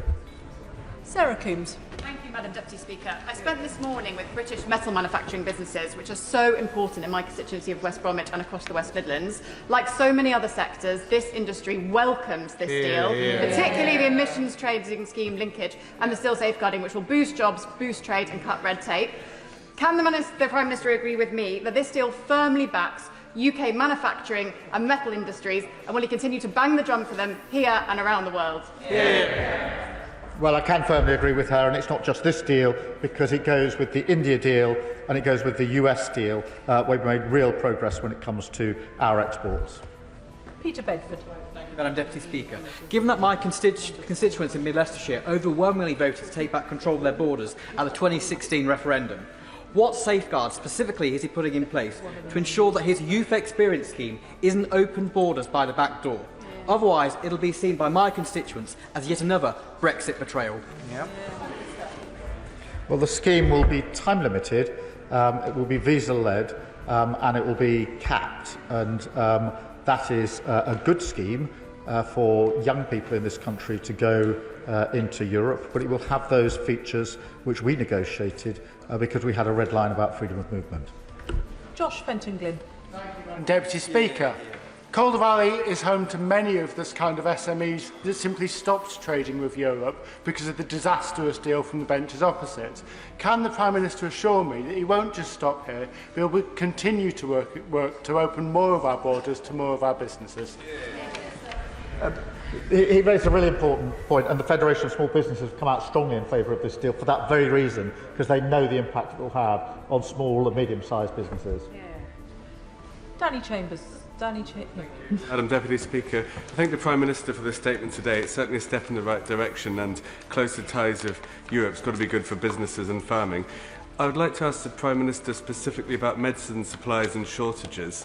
Madam Deputy Speaker, I've heard from a worryingly large number of people in Winchester with chronic health conditions who required vital daily medication to manage their condition, for example, anti-seizure medications or ADHD medication.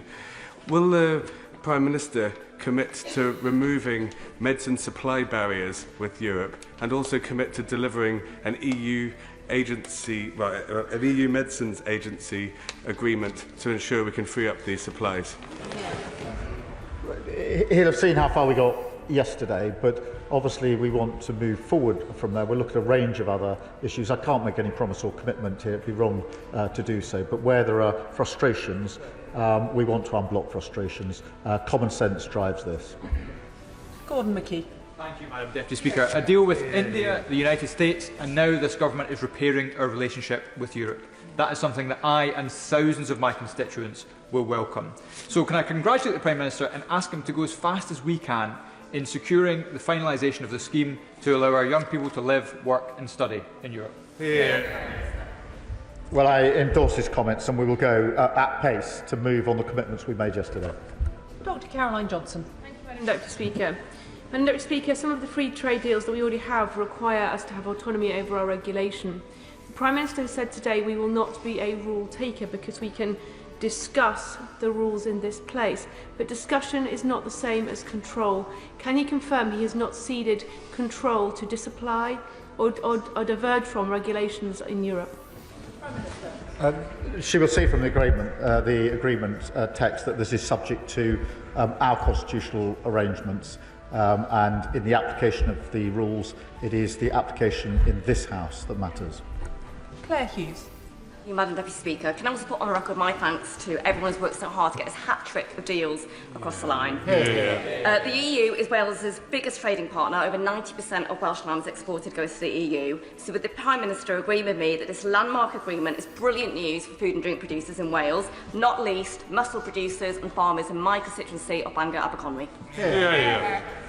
Well, it will make a huge difference to her constituents, and she's absolutely right to champion their interests, and this deal will hugely help them in their businesses, in their trade, in their local economy. Robin Swan. Thank you very much, Madam Deputy Speaker. In an earlier answer, the Prime Minister said that he would continue with the implementation of the Windsor Framework. That will actually see more bureaucracy and red tape introduced between Great Britain and Northern Ireland before an SPS deal can be delivered. Will the Prime Minister not agree that if his partnership with the EU is so positive, it would be better to pause the implementation of any more bureaucracy and red tape and therefore add any more costs to Northern Ireland businesses before his deal can be achieved?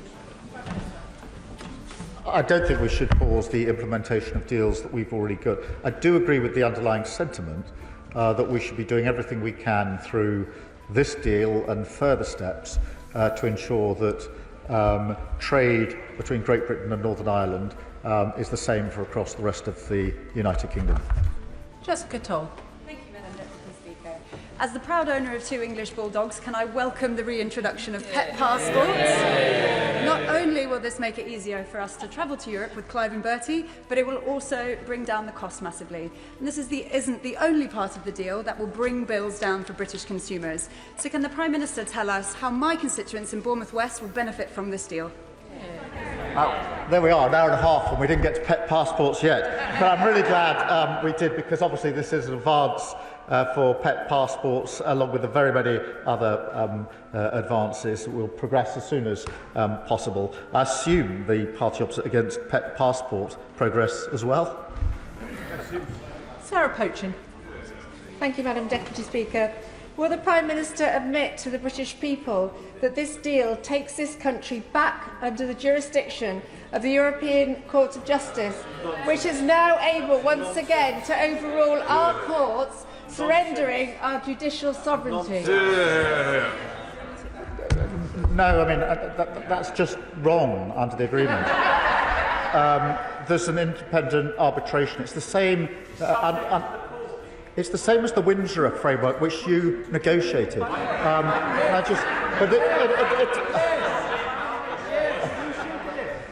It is an important point. It's an independent arbitration process.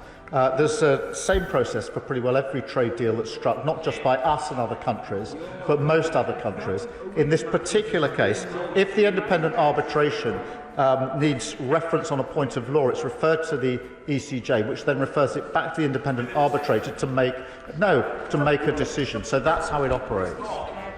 Josh Dean. Speaker. Can I thank the Prime Minister's statement today and warmly welcome this landmark deal with the European Union? And can I welcome in particular the commitment to work towards a youth experience scheme to once again allow our young people to live, work and travel freely in Europe? Does the Prime Minister agree with me that while this Labour government is taking important steps to open up opportunities that will shape our young people's future, the party opposite is dangerously stuck in the past? Well, I would agree with that. I think they're lost in the past. I think they're lost altogether now. They're on a decline into oblivion. As I say, a once great party that used to support trade deals is now against every single trade deal. It's a pretty extraordinary turnaround. Mike Wood. Thank you, Madam Deputy Speaker. Paragraph 27 of the Common Understanding published yesterday requires the immediate application of European Union rules relating to food, sanitary and phytosanitary safety. Can the Prime Minister set out what measures would be open to the EU should this Parliament choose not to adopt those new European Union laws? The first thing I would say is this. We're not making an argument for lowering our standards. And therefore, we're proud to have high standards at the moment. We want to maintain those high standards. But there will, of course, be provision, should the occasion arise, for dealing with any conflicts that may arise. Rosie Writing. Thank you, Madam Deputy Speaker. The Business and Trade Committee visited Brussels earlier this year, and we saw firsthand how the previous Conservative government damaged our relationships with our close trading partners, and British businesses paid the price. Can the Prime Minister confirm that it is this Labour government that is putting our national interests first and getting the deals that show Labour is the party of business? Well, I can. We've approached this on a serious, pragmatic basis. We've got to deal with 10 strands that massively takes our country forward. That's on top of the India deal and the US deal. They spent many years failing to get these deals. That's the truth of it. Clive Jones. Thank you very much, Madam Deputy Speaker. The UK-EU summit was noticeably scarce on medicine access cooperation, an area where we are failing massively behind compared to our European allies. Can the Prime Minister ask the Minister for Secondary Care to meet with me so we can discuss why only 25% of new cancer medicines approved by the EU are fully available in the UK? Well, he raises a really important point, and we will continue our discussions with others to try to resolve some of the frustrations that common sense would suggest we can find a better solution to, and we will. Lewis Atkinson. Thank you, Madam Deputy Speaker. Sunderland is proud to be a city of makers, from cars to music. Without reversing Brexit, those makers need access to Europe. Whether it be exporters like Nissan need the certainty to export, or musicians need the freedom to tour. So can the Prime Minister outline how this deal will support good jobs in Sunderland, whether they be in the motor or the music industries? Well, let me rest on this first example, which is cars, because both the India deal, which massively slashed the tariff on cars, is good for car manufacturing and good for car export. The deal with the US it saves thousands upon thousands of jobs in the car industry, and that's why it should be welcomed. Joshua Reynolds. Thank you, Madam Deputy Speaker. Many will be concerned that the Prime Minister's EU deal does not cover UK's participation in future EU research programmes. So could the Prime Minister tell the House how he's going to ensure that we will be able to participate in future EU research programmes once Horizon finishes? Well, we are committed, as he knows, to Horizon, and we'll retain that commitment in relation to research because it's so important for our own national interest. Emily Darlington. Thank you, Madam Deputy Speaker. It never ceases to surprise me how little the opposition understand about making trade deals, and maybe that's why they never made a good trade deal. Well done. But the people that we don't need to explain that to is the 19,000 small and medium-sized enterprises in my constituency in Milton Keynes. These businesses have been choked by the red tape agreed by the party opposite. And they agree with the Federation of Small Business that this finally reduces and gets rid of the bottleneck. Can he tell the businesses in my constituency and across the country when we can finally be relieved of the Tories' red tape that is crushing our small businesses? Well, she's absolutely right about the red tape having such an impact on our small businesses, which is why I'm really pleased we've made progress. We now need to make further progress as quickly as we can to ensure businesses to thrive in the markets that they want to trade in. Jim Allister. Thank you, Madam Deputy Speaker. I note the carefully chosen wording of the Prime Minister's statement. Britain is back on the world stage, delivering for Britain, not the United Kingdom. I note that his SPS deal is with Great Britain. That, of course, is because Northern Ireland has already been captured by the EU, subject to its laws and its customs code. And that is why the Irish Sea border remains. Could I ask the Prime Minister, in regard to the SPS deal as it applies to Northern Ireland, is it correct that customs declarations and customs checks will still continue on goods from GB to Northern Ireland, even though they might be SPS goods? Those will still operate. Yesterday was a step forward in that regard. It does allow us to reduce frustrations and barriers which nobody wants to see. And I can assure them, I genuinely want us to get into the best position we can in relation to Northern Ireland. It mattered to me in the negotiations, and one of the principles we took into them will continue with that work, because I do know how much it matters. Torquil Crichton. Deputy Speaker. I suspect if there was a barrel of salt herring in it for every member of the opposition, this fishing deal would not be salty enough for them. But in fact, it's a sweet deal for prawn fishermen and shellfish fishermen in Hill and Near, for salmon producers, for crofters, though not for their lambs. And isn't the real betrayal of fishing communities the fact, the challenge for reform, that 80% of England's fishing quota is in the hands of foreign companies or the super-rich? The challenge for the SNP, that 45% of Scotland's quota is in the hands of a few companies? And the challenge for us to unwind that privatisation of the ocean and make sure that fishing communities across the UK benefit? I'm grateful for this question. I think that's why it's so important that we're putting the money that we are, over £300 million, into working with those communities to take advantage of the deal that we struck yesterday. Richard Ford. Thank you, Madam Deputy Speaker. We heard from ministers over the weekend that nothing is agreed until everything is agreed. The Prime Minister said in his statement that the deal paves the way for access to the €150 billion defence industrial programme, SAFE. If everything has been agreed, then why does the Security and Defence Partnership not include access to the SAFE industrial programme now? Because the programme itself is being developed at speed. It was only announced the other week. It was announced in response to and as part of the work we're doing in the Coalition of the Willing. And therefore, knocking out the first gateway was important. We will now work with the EU to ensure we can access that fund as quickly as possible. It's not a long existing fund that's been in place for years. It is developing at the moment in response to the situation in Ukraine. I think he does know that. Alistair Strathern. Speaker, I think the response to today's deal has been really quite striking. At a time when we need to be driving down on the cost of food for our constituents, retailers are lining up to say it will have that impact, and yet the Tories in Reform would like to put those costs back onto my constituents. At a time when we should be supporting our farmers and food producers, we're removing barriers and red tape, and yet opposition parties would like to bring those barriers back. My constituents voted for change because they were fed up of narrow ideological interests holding our country back. Doesn't this deal show why they were quite so right to do so? Madam Deputy Speaker, the principles are bills down and jobs up, and that's exactly what this deal delivers. Gregory Campbell. Madam Deputy Speaker, the Prime Minister has spent the past hour and a half indicating the benefits he sees from the deal.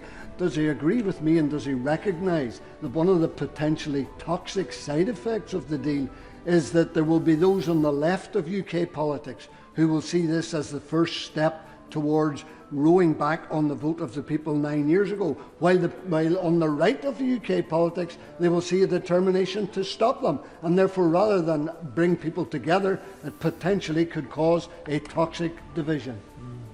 Well, the approach we've taken is a pragmatic approach, a common sense approach, with our absolute focus on whether we can reduce bills, which is hugely important to people, particularly in a cost of living crisis, and drive up jobs in our economy. They're the principles that have driven to us. I recognise that on the extremes, on whichever side people want to say they're on, we'll never be satisfied. But I do think the country is fed up with continuing 9 years' worth of discussion and debate and toxic divide. It's time to move on from that, to look forward, not backwards, and this deal will help us do that. Melanie Ward. Thank you, Madam Deputy Speaker. The truth is that this deal with the EU is good for my constituents in Fife, good for Scotland and good for the UK. Does the Prime Minister agree with me that the SNP are tying themselves in knots over this deal, while the member for Aberdeen South and the Scottish First Minister are desperate to talk it down? The Deputy First Minister was in Downing Street last night saying how wonderful it is, and she is right. I learned this morning the Deputy First Minister was in, I think, the garden at Downing Street last night. As she was with businesses. That was a business reception, Madam Deputy Speaker. It was buzzing because they were celebrating the deal. It was very good to see her there. I'd like to see other members of the SNP joining her because she's got the right judgment on this one. Andrew George. Madam Deputy Speaker, fishermen in my constituency were let down by the Conservatives and their Brexit friends, and now feel very disappointed at the news about the EU vessel access within the 6 to 12 mile limit. Both before and after Brexit, we have retained regulatory autonomy within the 6 to 12 mile zone, and therefore will the Prime Minister ensure that we exercise our right to control the access of vessels within that area, especially in respect of grandfather rights, kilowatt effort, fishing methods and other regulatory controls to ensure that that area is properly regulated? Minister. It's the same arrangements as are currently in place, and of course they are reciprocal, which is really important. But what will be of huge benefit to his constituents is the reduction in red tape and bureaucracy in selling their stock into the EU market, because now, and it's a huge percentage, over 70%, that comes without the red tape which drives up their costs. Donald. Madam Deputy Speaker, interventions such as those for the member from Rayleigh and Billericay have really demonstrated that the Conservative Party have parted company with those of us who've run small exporting businesses in the past. Perhaps instead of collaborating on the reform benches, he could talk to small businesses in my constituency in the defence supply chain, or those who support Nissan in their automotive supply chain, who stand to benefit from this trade deal. Does the Prime Minister agree with me that instead of carping on and talking down our country as Reform and the Conservatives do, it's this Labour government's plan for change that's delivering for British jobs and British businesses? Yes, there's only one party of business now, and it's right here in government. Jim Shannon. Thank you, Madam Deputy Speaker. My constituency of Strangford supports the fishing sector in Portavogie, and through the Fish Producers Organisation speaks on behalf of those in Ardglass and Kilkeel, as well as a member for South Down doesn't bother attending here. So we have to speak for all of those three villages, these fishing villages. Too often negotiations between the UK and the EU our fishing industry has been the sacrificial lamb. Does the Prime Minister agree with me in the same way that the annexation of Northern Ireland should not have been the price the previous government paid for exiting the EU, that the interests of both Northern Ireland and the wider UK fishing industry should not be expendable? And will the Prime Minister commit to bringing forward additional financial and practical support to support our local fleets in all those 3 ports and processors as they grapple with reduced access in the years ahead? Thank you. Well, can I assure him that the £360 million fund will be brought forward as quickly as possible, and in due course we can discuss with him how that will affect his constituents and those that he's representing effectively in here today. Joe Morris. Thank you, Madam Speaker. And can I begin by congratulating the Prime Minister on a realistic, sober, sensible deal that will deliver for businesses in my constituency, including with the SPS deal with businesses like Northumberland Honey, which face real barriers to export. But can I particularly welcome the first step on the way to a youth mobility experience? The economy of the North East, the world-class universities have much to gain. And does he agree with me that it's through fostering cooperation, interdependence and trade that we defeat the radical right, not just in this, not just in this chamber, but at the ballot box as well? Prime Minister. Madam Deputy Speaker, I think we need to take common sense steps in our own national interest on the economy, on trade, on business, and give young people the opportunities that they deserve. John Slinger. Thank you, Madam Deputy Speaker. Our opponents talk of surrender and believe they have a monopoly on concepts like patriotism. To trade, you need to cooperate. So does the Prime Minister agree that to cooperate with our nearest neighbours and with the United States and India is not weak, it's not surrender, it's strong, it's pro-business, it's pro-worker, it's in the national interest, it's in the interests of my constituents in Rugby, businesses, farmers, holidaymakers and young people? Well, what's astonishing is they don't want to cooperate with the EU, India or the US. In fact, the Leader of the Opposition's approach to diplomacy is to accuse the Indian government of fake news. That isn't a good basis for a relationship to negotiate a better outcome. Andrew Lewin. Thank you, Madam Deputy Speaker. We've learnt a lot about trade policy in this House today. The party opposite still desperately defending their failed deal. Reform, a no-show from the leader from the party of no deal. And on this side of the House, the only party that is serious about a good deal with the European Union. Can I congratulate the Prime Minister, but also say to him, as somebody who has campaigned for a youth mobility deal, to thank him for this agreement in principle, but to ask him to go as fast as possible to make sure our young people have the opportunity to go and travel and work in the European Union. Well, I thank him, and we will move at pace on all fronts, and it's very important that young people have those opportunities. Chris Vince. Thank you, Madam Deputy Speaker. Can I thank you for getting everybody in, because it was quite a mammoth session today. And can I thank the Prime Minister's statement. I notice many businesses are in support of this deal. My constituency of Harlow is home to many great businesses, from manufacturing companies, pharmaceutical companies, defence manufacturers and food exporters. Can I ask the Prime Minister to outline how this deal will benefit my great businesses in Harlow?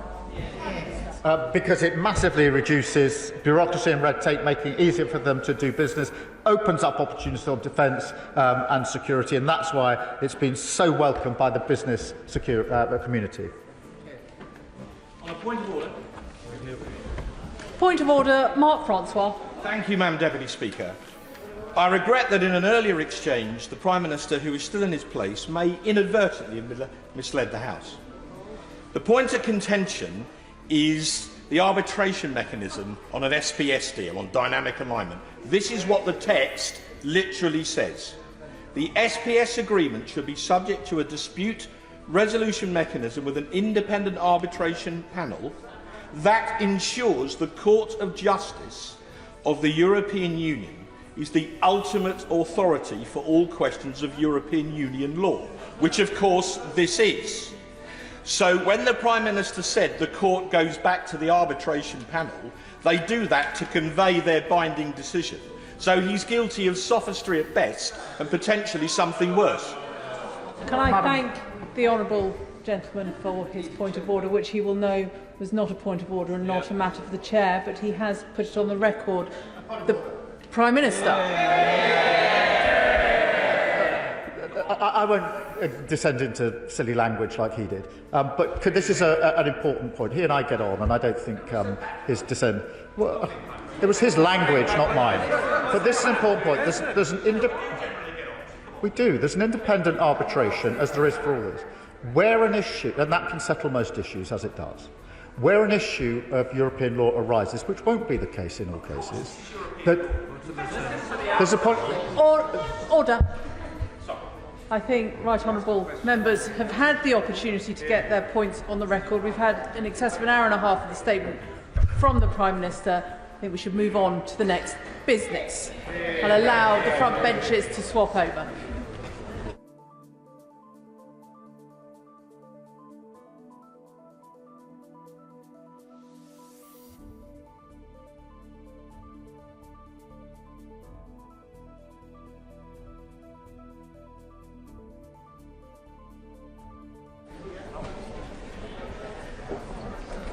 Which brings us to the next business statement from the Foreign Secretary on Israel and the occupied Palestinian territories. David Lammy. Well, with permission, Madam Deputy Speaker, I'll make a statement on Israel and the occupied Palestinian territories. This weekend, the Israeli Defence Force started a new extensive ground operation throughout Gaza, Operation Gideon's Chariot. 5 Israeli divisions are now operating there.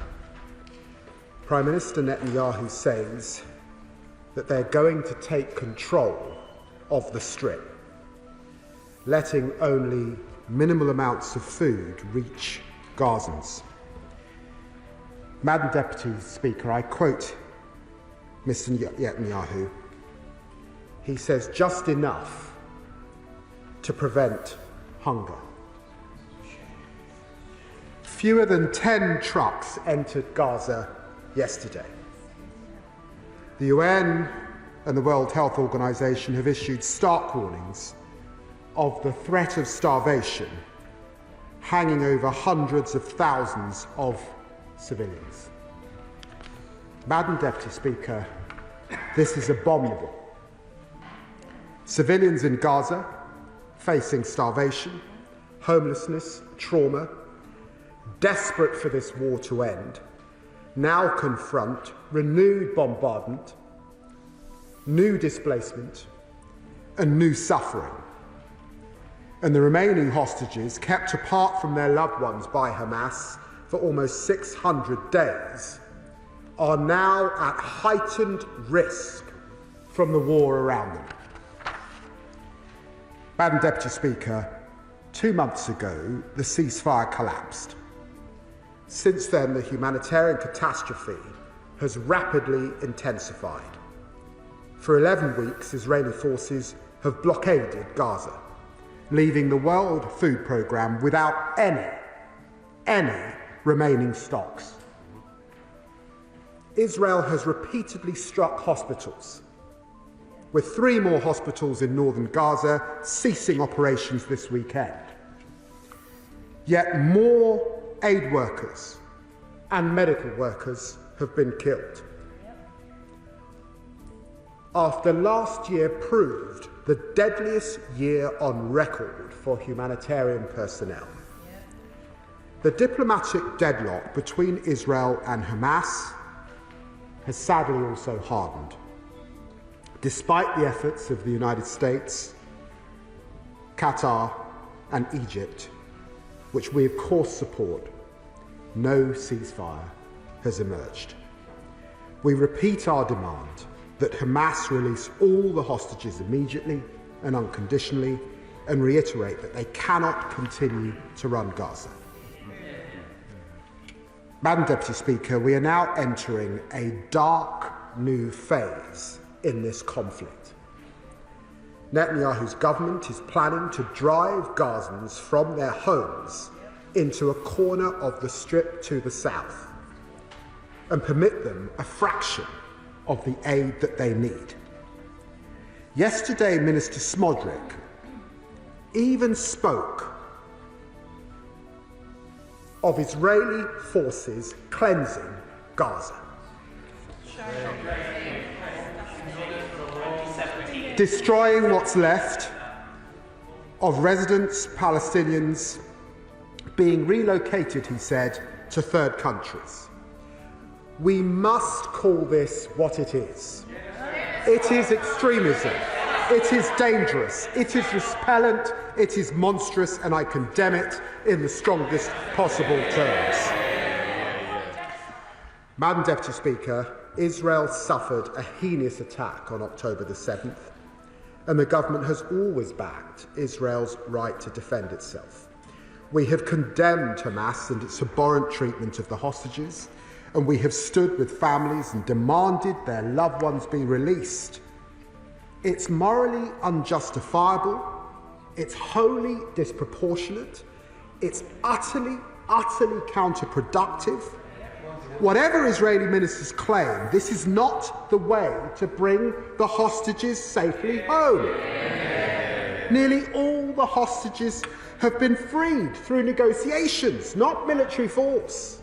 And that is why hostage families themselves and many other Israelis oppose this plan so strongly. Nor will this plan eliminate Hamas or make Israel secure. This war has left a generation orphaned and traumatised, ready for Hamas to recruit. As we learned in Northern Ireland, to defeat terrorists and their warped ideology, you cannot just rely on military might. You have to offer a viable political alternative, opposing the expansion of the war that's killed thousands of children is not rewarding Hamas. Madam Deputy Speaker, since entering office, we've taken concerted action in Gaza. We restored funding to UNRWA.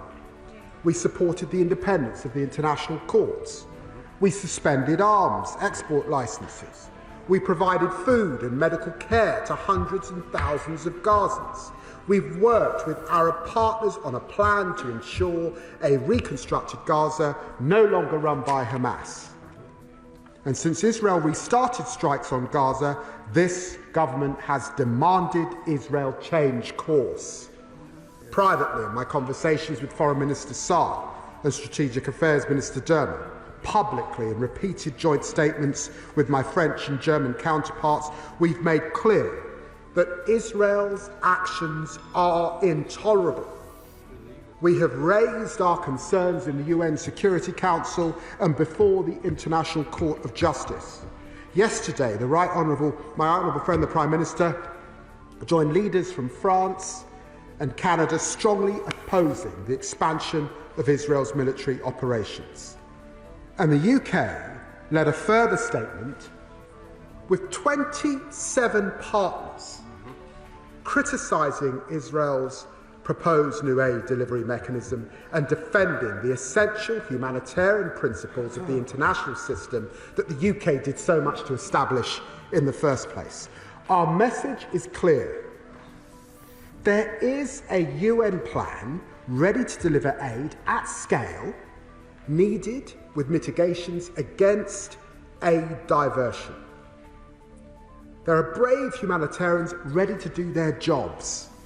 There are over 9,000 trucks at the border. Prime Minister Netanyahu, end this blockade now and let the aid in. Regrettably, Madam Deputy Speaker, despite our efforts, this Israeli government's egregious actions and rhetoric have continued.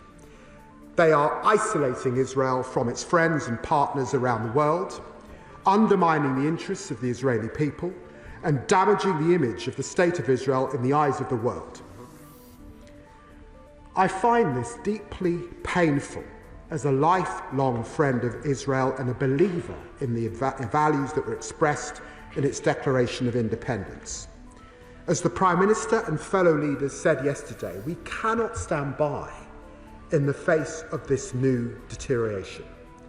It is incompatible with the principles that underpin our bilateral relationship.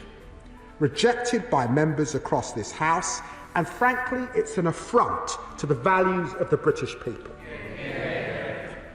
Therefore, today, I'm announcing that we have suspended negotiations with this Israeli government on a new free trade agreement. We will be reviewing cooperation with them under the 2030 bilateral roadmap.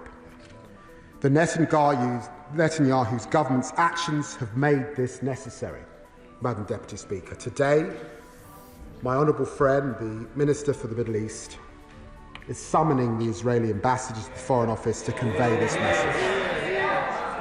I say now to the people of Israel,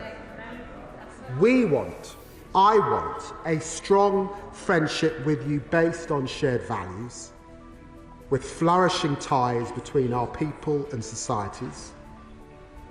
We are unwavering in our commitment to your security and to your future, to countering the very real threat from Iran, the scourge of terrorism and the evils of anti-Semitism.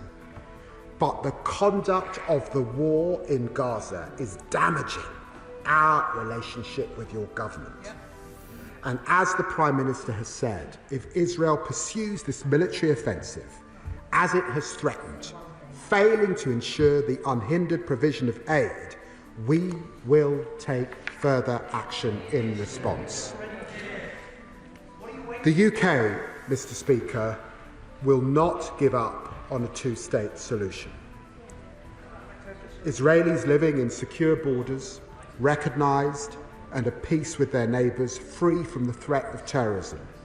Palestinians living in their own state, in dignity and security, free of occupation. The two-state solution remains the ideal framework, indeed the only framework for a just and lasting peace. But as the House knows, its very viability is in peril, endangered not only by the war in Gaza, but by the spread of illegal Israeli settlements and outposts across the occupied West Bank, with the explicit support of this Israeli government. There are now weekly meetings to improve new settlement construction. Settlement approval has accelerated, while settler violence has soared. Here too we have acted, repeatedly pressing for change in this course and direction, sanctioning 7 entities in October and signing a landmark agreement to bolster support for the Palestinian Authority when Prime Minister Mustafa visited London just last month. But here too we must do more. Today we are therefore imposing sanctions on a further 3 individuals and 4 entities involved in the settler movement. I have seen for myself the consequences of settler violence, the fear of its victim, the impunity of its perpetrators. Today we are demonstrating again that we will continue to act against those who are carrying out heinous abuses of human rights. Madam Deputy Speaker, despite the glimmer of hope from January's ceasefire, the suffering from this conflict has worsened. But January showed another path was possible. We urge Netanyahu's government to choose this path. The world is judging. History will judge them. Blocking aid, expanding the war, dismissing the concerns of your friends and partners, this is indefensible and it must stop. I commend this statement to the House. Shadow Foreign Secretary Priti Patel. Mr. Speaker, and I'm grateful to the Foreign Secretary for advance sight of his statement. The humanitarian situation in Gaza is appalling, and we continue to see the intolerable suffering of life being lost. A sustainable end to this terrible conflict is urgently and desperately needed, and that means the release of the remaining 58 hostages from the cruel Hamas captivity that we've all witnessed for too long. It means a significant increase in aid getting into Gaza. And it means a new future for Gaza, free from the terror and misery caused by Hamas, who bear responsibility for the suffering we've seen unfolding since the 7th of October 2023. Now, Madam Deputy Speaker, I'll take each of these 3 issues in turn. Firstly, on the hostages, can the Foreign Secretary explain what recent engagements he's had on trying to secure their release and return to their loved ones? Is Britain contributing to an overall strategy to free the hostages? Are we in the room for these critical discussions? Because we know the hard work that went into all of this at the beginning of the year. Secondly, on aid. I've been asking the government for clarity over the way it is using its influence to get aid in for weeks. On the 6th and the 14th of May, we questioned the Minister for the Middle East on steps being taken to unblock aid delivery. We've asked the government for details on the engagement it was having with Israel, what the response was to Israel's plans for an alternative aid delivery model, what practical solutions the UK has worked on with Israel to address their concerns about aid diversion, and no substantive answers were given. So what has the government been doing in recent weeks to facilitate the delivery of aid and find practical solutions with other countries to get aid in? Have the government just been criticising Israel, or have they been offering to work constructively to find solutions on aid delivery and securing a ceasefire?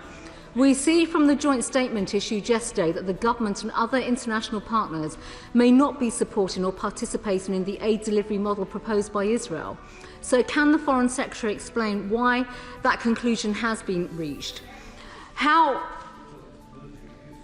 If I can return to my statement, how does the non-participation help to get aid into Gaza and to stop the suffering that is being experienced by everyone? And while members shake their heads, we should be all focused on securing that. Members opposite should be ashamed of themselves, because the focus of this House should be on getting aid into Gaza. Because the UK, and I can speak as someone that has supported aid getting into Gaza and other humanitarian crises, and the member opposite might want to even intervene rather than calling me out and saying that my comments are shameful, because the UK has consistently been a leader when it comes to world aid delivery. So we should be at the forefront of finding practical solutions, supporting the delivery of aid of those in need. So has the Foreign Secretary, with the approach that he has just outlined towards Israel, done all he can to secure an increase in aid?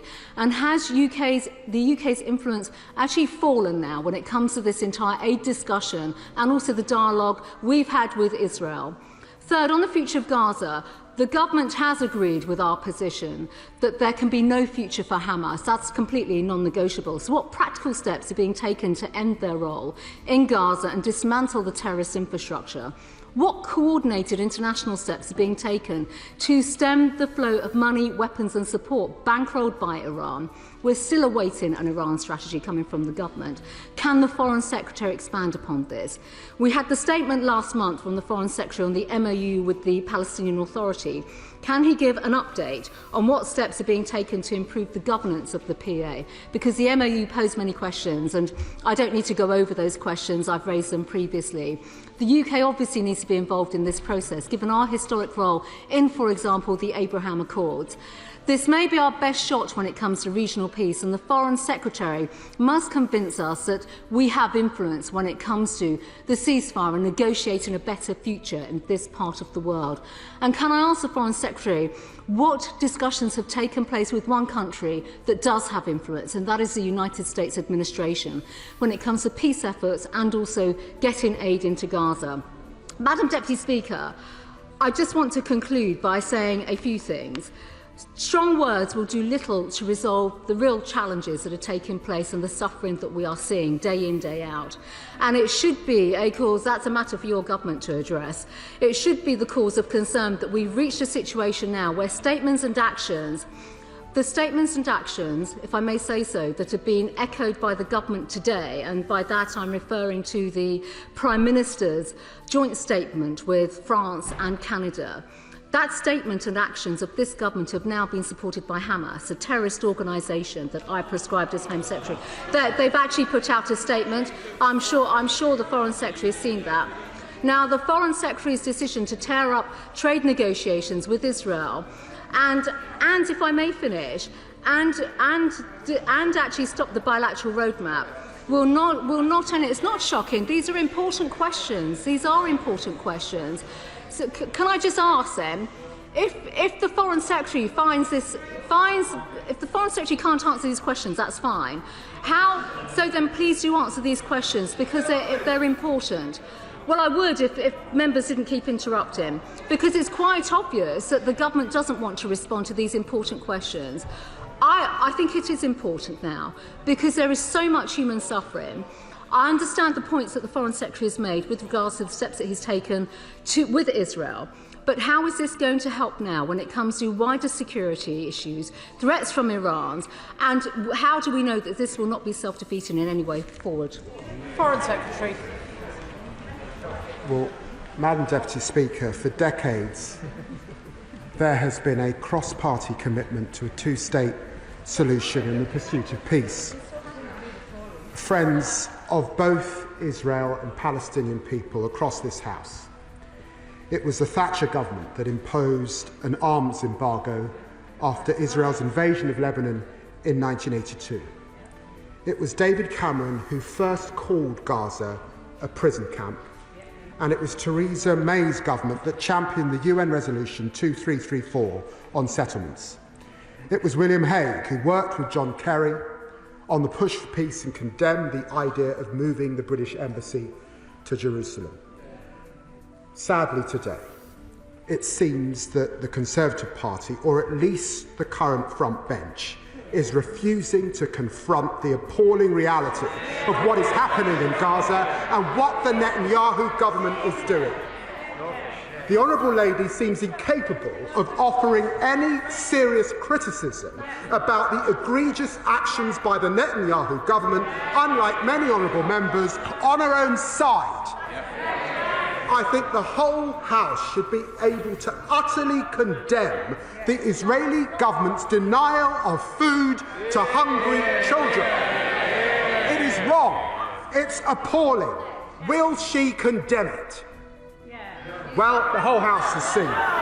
Opposing the expansion of a war that has killed thousands of children is not rewarding Hamas. Opposing the displacement of hundreds of thousands of civilians is not rewarding Hamas. On this side of the House, we are crystal clear. What is happening is morally wrong, unjustifiable, and it needs to stop. And that's why we've taken the actions we have. She knows that hostage families are deeply concerned with what is happening. They're deeply concerned with their loved ones. She knows that. She knows that we oppose the blockade on aid. Does she? It wasn't clear from her statement whether she does oppose the blockade of aid to children. And she should note, our diplomats led that call, 27 countries joining us, to condemn what is happening and stand on the side of truth and history. What a shame she couldn't bring herself to do so today. Yasmin Qureshi.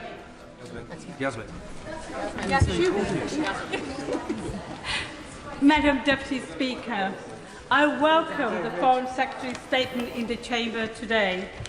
Just last week, the UN humanitarian chief, Tom Fletcher, warned that the Security Council must act decisively to prevent genocide, and that today, he said, 14,000 babies could be dead in the next 48 hours. The level of destruction we have seen of the Palestinian people and their land is remarkable. Now, Israel has shown it will not respond to diplomatic appeals.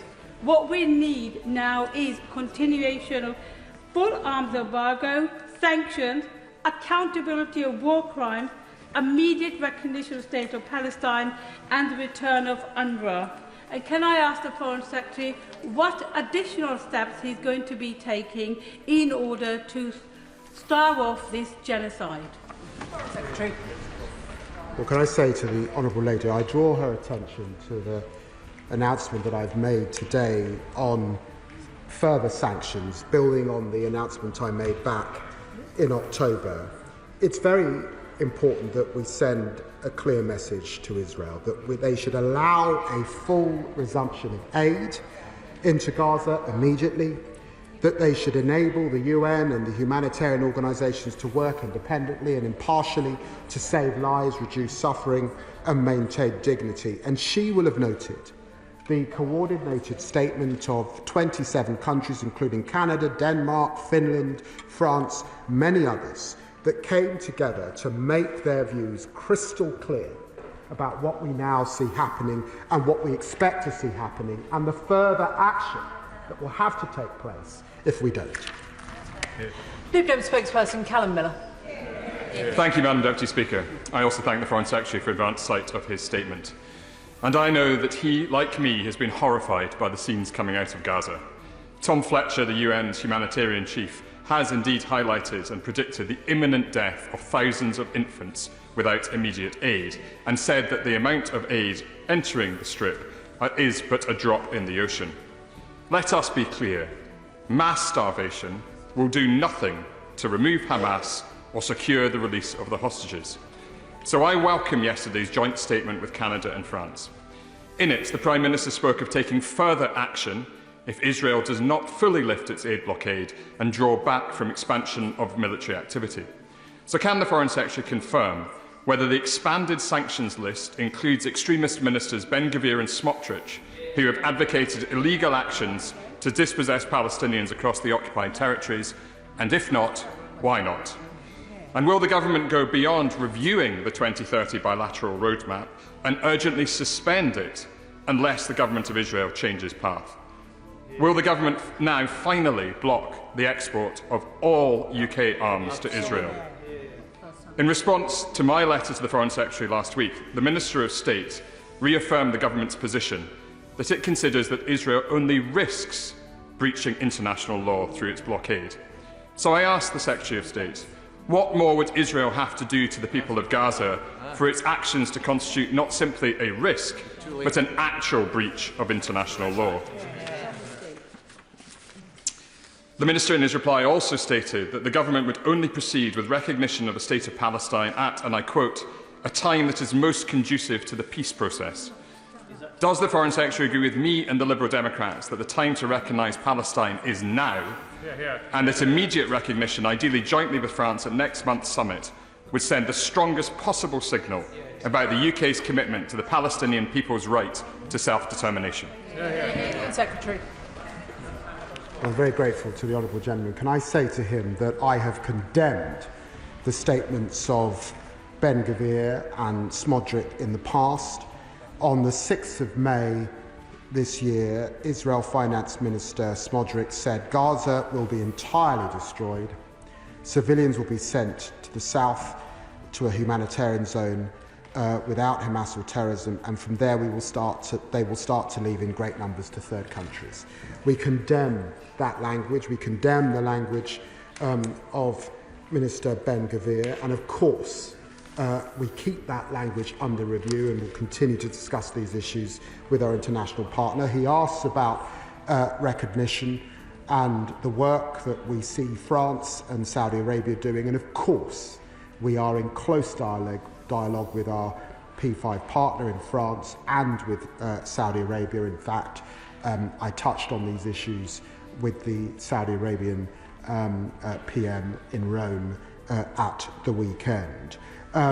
He asks about the roadmap. As I've said, we will review the roadmap. He will recognise that there are elements of that roadmap, particularly as they pertain to security issues, the work we do jointly on Iran, that would not be right to suspend, but we are reviewing it, as we should, given the circumstances.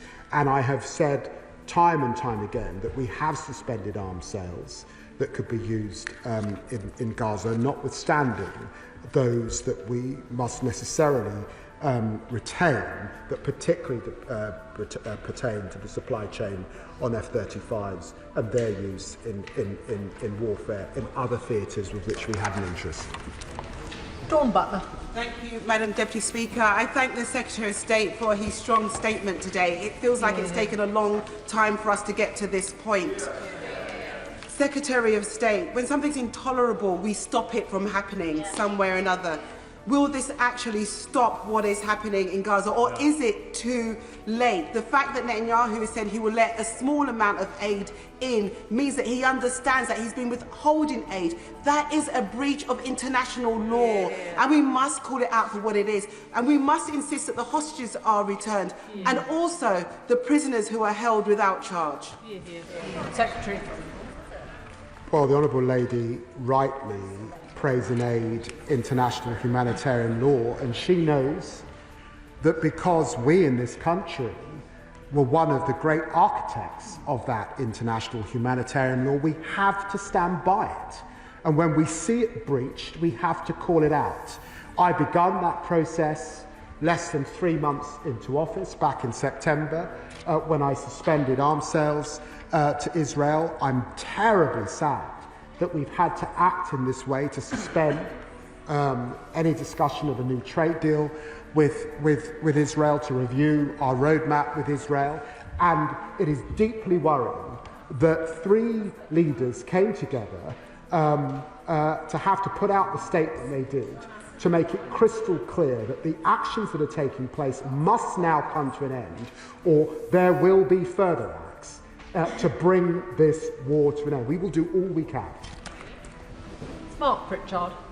Madam Deputy Speaker, can I welcome the Foreign Secretary's statement today? I think this is the strongest statement that I've heard in this House in recent times on this issue. And can I welcome the actions and the sanctions that have been announced today, and I hope the Government will continue to keep those under review and take further measures if necessary. Is it not now increasingly clear that the Israeli Prime Minister has misled the US President over allowing aid back into Gaza? 10 trucks is a perverse and pathetic token. And does the Foreign Secretary agree with me that the Israeli Prime Minister is in real danger of taking both the American people's support for granted and the support of the US President for granted? Well, I noted reports today of deep frustration in the US administration in relation to what they are seeing. And certainly President Trump has said that this war is just going on too long. And I think he said that again last week on his own visits to the Middle East. I note the Honourable Gentleman's tweets, and he's been raising these issues. Is he as concerned as I am about the position of this front bench? Florence Eshalomi. Thank you, Madam Deputy Speaker, and I thank the Foreign Secretary for his statements today, and I agree with him in that January did provide that very small window and glimmer of hope. Hope for the innocent civilians who continue to be bombed for many months. Hope for the innocent hostages who just want to be reunited with their families. Hope that was withered away by the Netanyahu government, who broke that ceasefire. And the Foreign Secretary is right in that the world is watching. The world is also watching us as a UK Parliament. The UK is legally bound to prevent acts of genocide. Does the Foreign Secretary agree with me that we must have clear and tangible consequences for Israel if they continue to use blatant disregard for international law and using food and aid as a weapon of punishment? Secretary. Well, it is because of those very same issues and my concern that the denial of essential humanitarian assistance to a civilian population is unacceptable and risks breaching international humanitarian law that I suspended arms back in September. I want us to get back to a ceasefire. I want us to get back to diplomacy. There can't be a role for Hamas, but there can never be a role for using food as a tool of war. Kit Malthouse. Madam Deputy Speaker, the anger and the outrage of the Foreign Secretary is appreciated by us all, and I sense that it is genuine. But he knows as well as I do that the Israelis couldn't give a damn what he says in this chamber, or indeed for the statement. And as he will know, since that statement is issued, dozens of Palestinians have been killed, and there have been voices of defiance from the Israeli government. Now, the statement mentions the taking of concrete action. I'm not quite sure what the trigger for that is, and many of those in this chamber have been trying to spur the government into taking action over the last few months. We've tried anger and outrage and got nowhere. We've tried shaming ministers into action and got nowhere. So maybe we need to beg. Does the front bench need us to beg for the lives of those Palestinian children before they'll trigger this concrete action, whatever it might be? I'm begging the Foreign Secretary to pluck up all his moral authority and courage, stand up in government against the blockage in Downing Street, and please try to save these children's lives as soon as possible. Foreign Secretary. Well, I listened carefully to what the honourable gentleman says, and I just want to take issue with the way he began his question. I think it's wrong. It's wrong to characterise the whole of Israel in the way he did. It's not the Israelis couldn't give a fig what's said from this front bench. That is not the case.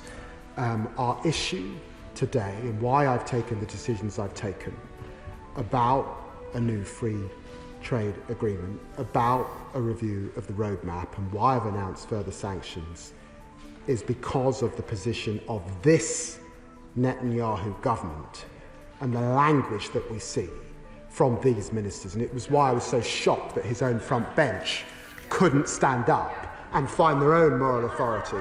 I am proud of what we have done since coming to government, right from the beginning. I want to see an end to this war. He knows that, and our diplomats are doing all they can to try and use our lever to bring this war to an end. Abdeslam Mohammed. Madam Deputy Speaker, I welcome the Foreign Secretary's very strong statement today and thank him for his work on this matter. The Foreign Secretary confirms the words of Minister Smotrich that Israel's goal is to destroy everything that's left in the Gaza Strip. Smotrich has also said that Israel will carry out the conquering and cleansing of the Gaza Strip. Prime Minister Netanyahu has praised these words, saying that Smotrich was speaking the truth. This is effectively an explicit admission that Israeli officials intend to carry out ethnic cleansing. Foreign Secretary, what are we doing to satisfy our obligations of the Geneva Convention to prevent a genocide from taking place, and why are we not sanctioning Minister Smotrich? Foreign Secretary. Our obligations were met under our legislation to ensure that none of us are complicit in any acts that breach international humanitarian law when I suspended arms back in September. And she will remember many of us were in opposition, were surprised and shocked that the last government had failed to do that. So our obligations were met. But they weren't satisfied. They weren't satisfied because the war still goes on. And that is why, working with international partners, I have announced further measures today. It's why we continue to discuss these issues with the Israeli government. And it's why my honourable friend has summoned the Israeli ambassador to make our position crystal clear. Right honourable members will see that there are in the region of 70 members wishing to contribute. This is a very important statement, and equally there is important business to follow. You may all help each other by asking short questions. Stephen Flynn. No. Thank you, Madam Deputy Speaker. No pressure. To see the Foreign Secretary finally find some fire in his belly on this issue was certainly most appreciated, but long overdue. But ultimately, as has been mentioned earlier, the government is still a block to action. So would he support this House being given a vote on whether we support the work of the ICJ and the ICC or not? This House being given a vote on whether we will recognise the State of Palestine, and this House being given a vote on ending all arms sales to Israel. Secretary. What can I say to the honourable gentleman? I've had fire in my belly since the day I was born in the Whittington Hospital in North London. Be sure of that. this House led the call for the international criminal architecture that we have, and we will continue, and successive governments have, to support that international architecture. Paul Wall. Deputy Speaker, I welcome the Foreign Secretary's statement today. The children of Gaza are being not just starved to death, they're being bombed to death, as Israel tries to wipe Palestine itself off the map. So I welcome his statement, particularly his robust action on the illegal settlements in the West Bank, but also on suspending any free trade agreement talks with Israel. Does the Foreign Secretary agree with me, though, that history will judge all governments around the world and every member in this House, not just on what we said, but on what we did in the face of this 21st century atrocity? Well, I recognise why the Honourable Gentleman puts his remarks as the way he does. What we must do is act in concert. You know, this is deeply, deeply frustrating, of course, but he will know, because I know he knows history, that the ability for the UK to act unilaterally or to act with one other partner was determined in the Suez crisis, where it was crystal clear that we did not have that influence unilaterally any longer in the Middle East. That's why it's so important that 27 partners came together, and why it's so important that I continue to discuss these issues with Secretary of State Rubio and Vice President Vance, and I did discuss these issues with Vice President Vance this Sunday. Sir Roger Gale. Mr. Speaker, I doubt whether there's a single member of this House that does not wish to see the 58 remaining hostages returned to their families, whether dead or alive. The 10,000 Palestinians. I think that the Foreign Secretary was right to say that genocide, my words, not his, that genocide and war crimes are not the way to get the hostages released. There are in this House parents and grandparents who will stand up for children anywhere in the world. I'm prepared to nail my colours to that mast. We have to take action. We cannot stand by and do nothing. A number of us, I think all Privy Councillors, Madam Deputy Speaker, wrote to the Prime Minister relatively recently, calling for the two-state solution to be imposed immediately. Sadly, that private letter did not receive a response, which is why it was published. Foreign Secretary, please take that message back to the Prime Minister and act. Foreign Secretary. Well, can I thank the Honourable Gentleman for what he said.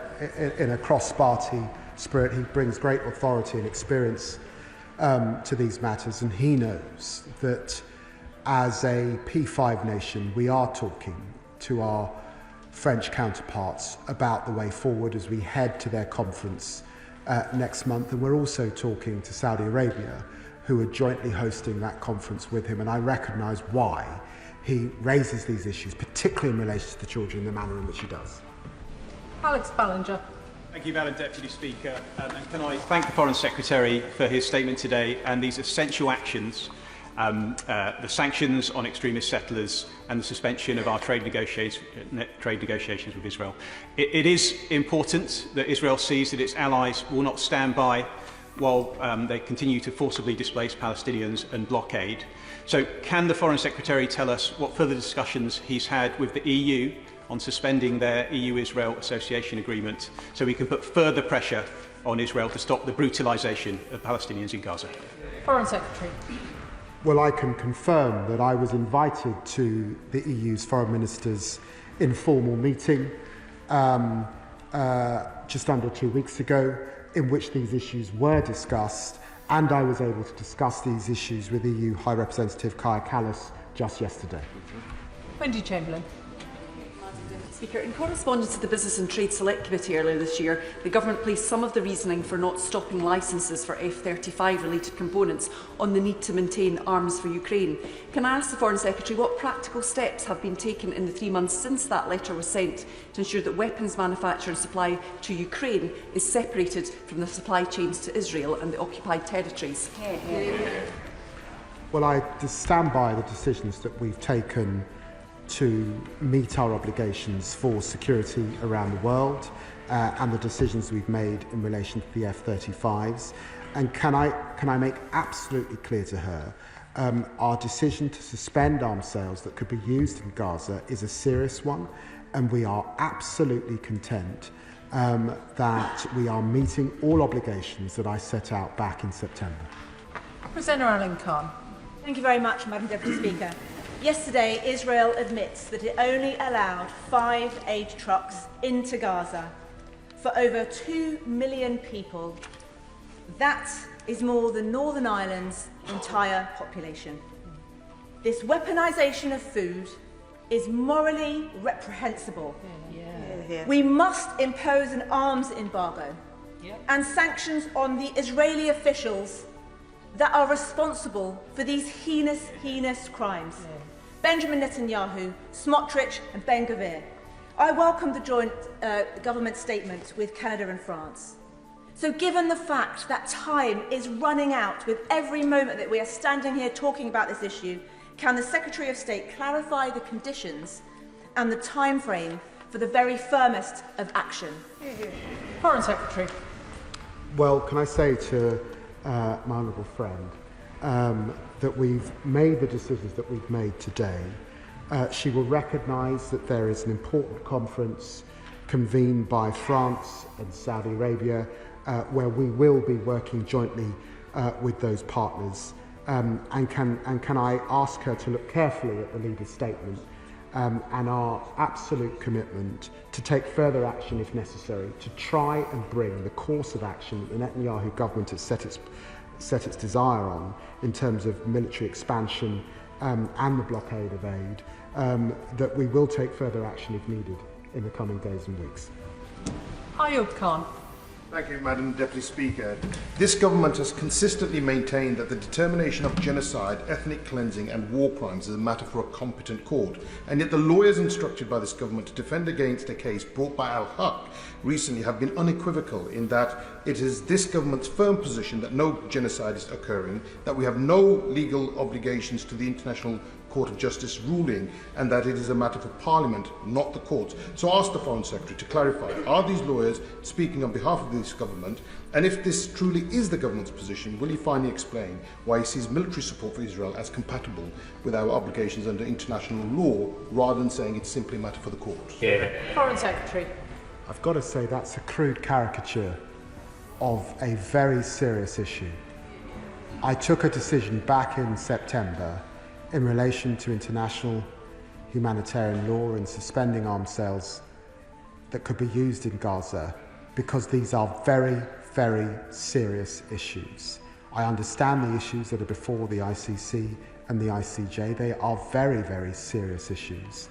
And it is because votes in this Parliament helped to set up those mechanisms and made us part of those mechanisms that I leave it to them to make the necessary determinations that they must properly make.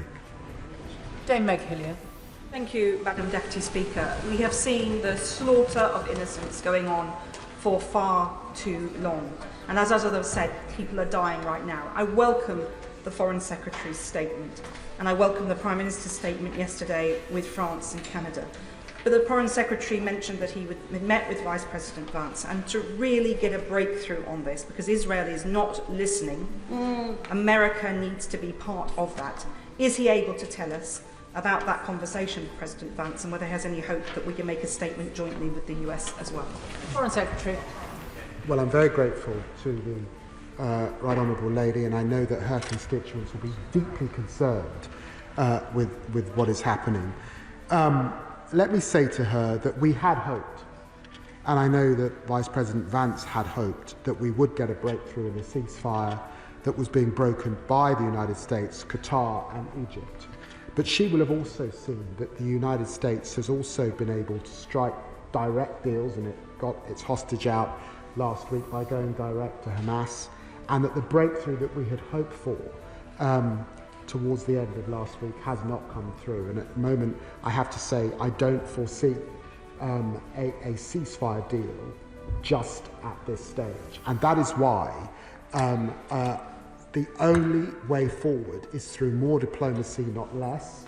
It is not through military means, and we have to be crystal clear that we disagree with the course that the Netanyahu government is now taking.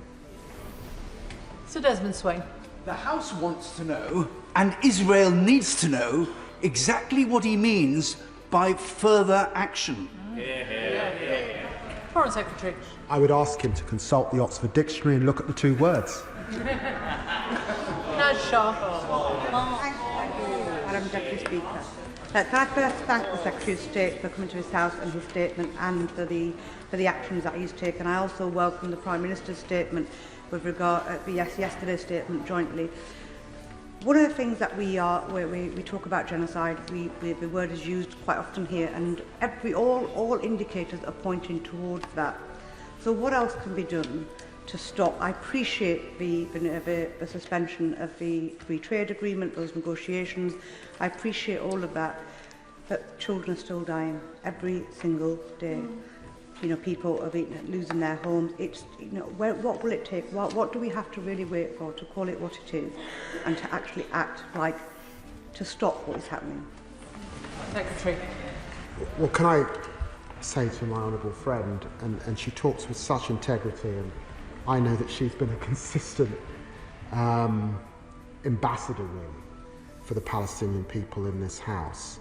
And I know that she's really clear, and she feels the same as most of our constituents. They want this to stop now. And the actions we have taken bilaterally is a diplomatic move by the United Kingdom government to exert influence to try and make it stop. But I say to her that she knows history. She knows that we cannot do that unilaterally. I wish I could stand at this dispatch box and say that we could. Maybe if I was standing here in 1950, that might have been possible, but here we are in 2025. We must work in concert with other partners. That is why that statement from 27 countries, the statement the Foreign Minister put out, is so important. It's why we've taken the actions that we have today, and it's why we've indicated that we will act further if we need to, particularly as we head to this important conference in New York by France and Saudi Arabia, working alongside them. Thank you, Madam Deputy Speaker. The UN has warned that 14,000 babies could die in the next 48 hours. Concrete action against Netanyahu's murderous government is long overdue. We know that this government isn't prepared to make a determination on genocide, but they have told us that they are making ongoing assessments to the risk. So will they now finally release that risk assessment for this House and the public to see, and prove that this government takes its obligations under international law seriously and they mean what they say about concrete action? I've just got to remind the Honourable Lady that last year we gave 129 million in humanitarian support to the people of Gaza in the occupied territories. That a lot of that support was for medical aid, which this government begun with vigour as soon as we came in back in September. Behind her question is a serious point. It falls to me to make serious decisions about the sale of arms where there might be or there is a clear risk of a breach in humanitarian law. I took that decision in September. It's a quasi-judicial decision, and it's one I take very soberly and very seriously, and that has continued to be the position since September last year. Melanie Ward. Thank you, Madam Deputy Speaker, and I welcome today's steps forward, particularly on trade. The fact that we are on the brink of the ethnic cleansing of the Palestinians is such a collective global failure. It betrays words. And I want to ask, unlike the Shadow Foreign Secretary, will the Foreign Secretary confirm the UK's total opposition to Israeli plans to replace humanitarian NGOs and the UN with mercenaries? And in relation to the important statement by the UK, France and Canada threatening further important multilateral action if Israel does not stop, can I ask, what is the red line? We've been here before with the Rafah offensive, when the international community said it would stop Israel and it did not. Gaza is out of time. Well, I'm very grateful to my honourable friend. Let me be crystal clear. This government opposes Israel's model for aid. We believe it does not respect humanitarian principles, it cannot deliver aid effectively at speed or at the scale required, it's wrong and it's dangerous to the humanitarian system. Martin Vickers. Thank you, Madam Deputy Speaker. Earlier, the Foreign Secretary used the phrase morally wrong, and I entirely agree with that, and it's equally morally unacceptable, the original Hamas massacre. I'm sure we can all agree on that. But could I take him back to the issue of recognition? I'm one of the members who's previously supported recognising the state of Palestine. Can I suggest that if there were a free vote in this House, there would be an overwhelming support for that, something that would give the government moral authority to take even more robust further action? Could I suggest that they might take that course of action? I'm grateful to the Honourable Gentleman. UK bilateral recognition is the single most important action the United Kingdom can take with regard to Palestinian statehood. And that's why it's important for us to get the timing right and to work with partners as we consider these issues very closely. I've talked about the international conference and the implementation of the two-state solution in June. We will of course be in attendance at that conference and are talking with our partners about it. They will have heard what he has said. Afzal Khan. Deputy Speaker, I welcome the Foreign Secretary's statement and also welcome last night's collective statement. However, repeated strong words without action now ring hollow. Netanyahu's government continues with starvation and killing of innocent Palestinians. Foreign Secretary, suspending trade negotiation and other steps that you announced today will not stop the killing of innocent Palestinians. We are dealing with an extremist right-wing Netanyahu's government. Concrete steps are overdue to uphold our humanitarian commitments. When will you, Foreign Secretary, impose a full arms embargo on Israel and also recognise Palestine? Well, can I say to the Honourable Gentleman that we have imposed a ban on arms sales for the eastern Gaza. We did that in September, and I know that his constituents will care a lot about the war in Ukraine and other conflicts across the world, and therefore he will recognise the decision we made, particularly in terms of the F-35 supply chain, and his points around recognition the whole House will have heard. Monica Harding. Thank you, Madam Deputy Speaker. Can I welcome the Secretary of State's statement today? And can I also start by paying tribute to the humanitarian workers in Gaza who are risking their lives in order to help the Palestinian people today? Madam Deputy Speaker, the very powerful words by our own UN humanitarian chief have already been referenced today, that 14,000 babies need food within the next 48 hours or face starvation. He also said that we have not moved fast enough in the past in the face of other war crimes. Starvation is a weapon of war and is against humanitarian law. The Secretary of State has said that he will not stand by and that unless aid gets in, the government will take consequential action. So how quickly will the government take action to save the lives of those Palestinian babies? Well, can I say to her that 430 aid workers have been killed. Gaza is the deadliest place on earth for humanitarians. She's absolutely right to recognise those tremendous aid workers. Let me just also reference the medical workers who have lost their lives. Absolutely appalling, the loss of life and the children. And we will continue to do all we can to bring this to an end. Alex Sobel. Thank you, Madam Deputy Speaker. I'm sure that we're all absolutely horrified to see the Israeli government creating a mass starvation event in Gaza, that we're seeing the language of a Gaza plan which talks about the concentration of the Palestinian people in the south of Gaza, and even against its own citizens, arresting 9 Israeli citizens, including civil society leader Alon Lee Green, who was here, I was hosting here last week in Parliament, and not yet releasing them from arrest.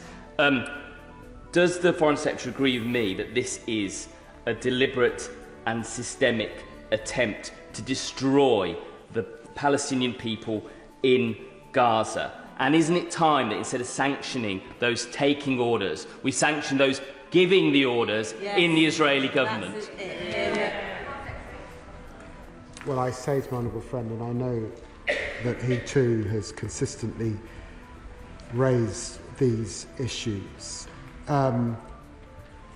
the abandonment and the displacement of Gazans to this small strip is just entirely unacceptable. The idea that we could see this go on right through 2026 is abominable. Tom Fletcher was right to speak out, I think, in recent days, and it's why I think you're seeing the response that you're seeing from international partners. And I hope that Netanyahu heeds the words of friends. Thank you, essential that aid reaches innocent civilians in Gaza, as my right honourable friend for Whittam was equally clear in stating. It is also vital that this war comes to a swift end. But in searching for that path to peace, is it not equally vital that we reflect on certain realities? It is not Israel that has shut down the ceasefires so far, or is rejecting terms for a new one attempting to be brokered. It is Hamas. It is not Israel holding 58 hostages. It is Hamas. And it is not Israel that is misappropriating aid and selling it on at profit. It is Hamas. And is it not a damning indictment of this government's foreign policy that it is Hamas who are cheerleading this new stance?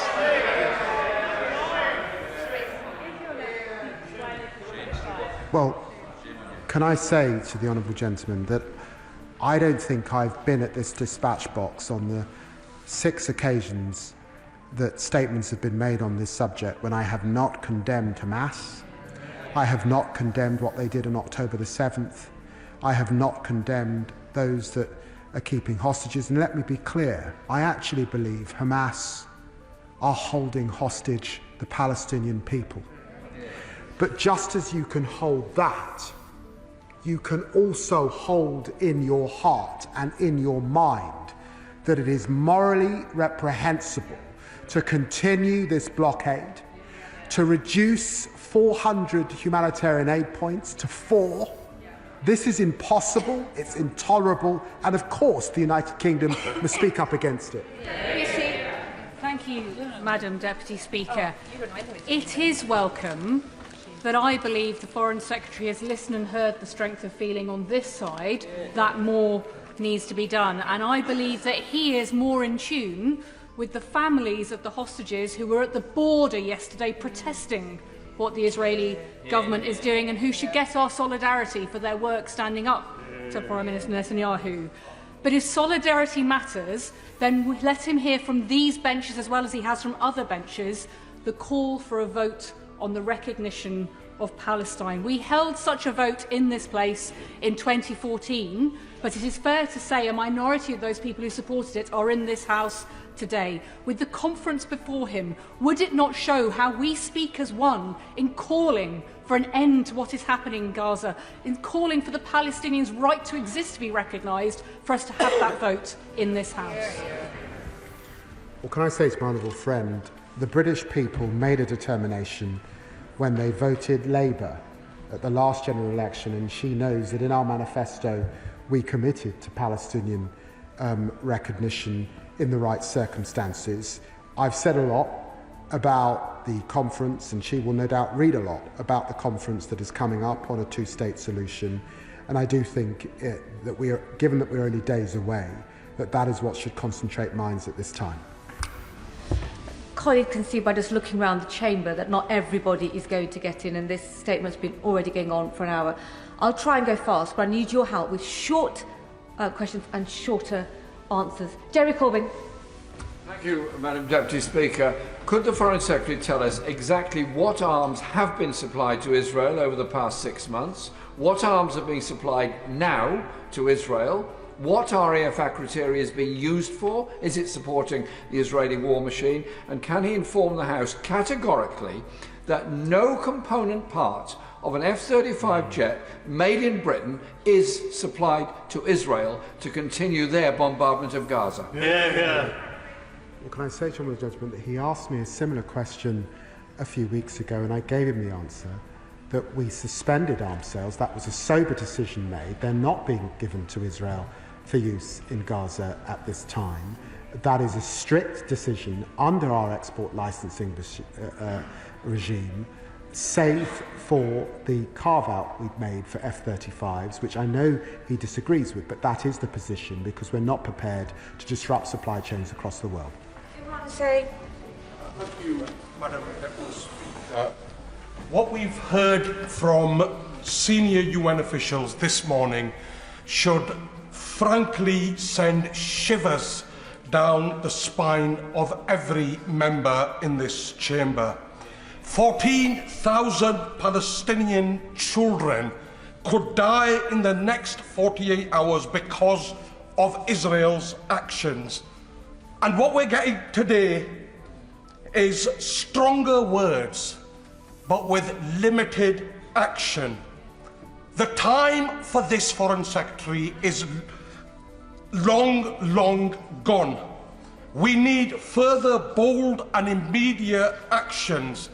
End all arms sales to Israel, impose economic sanctions and ban Israeli settlement goods. What is the government waiting for?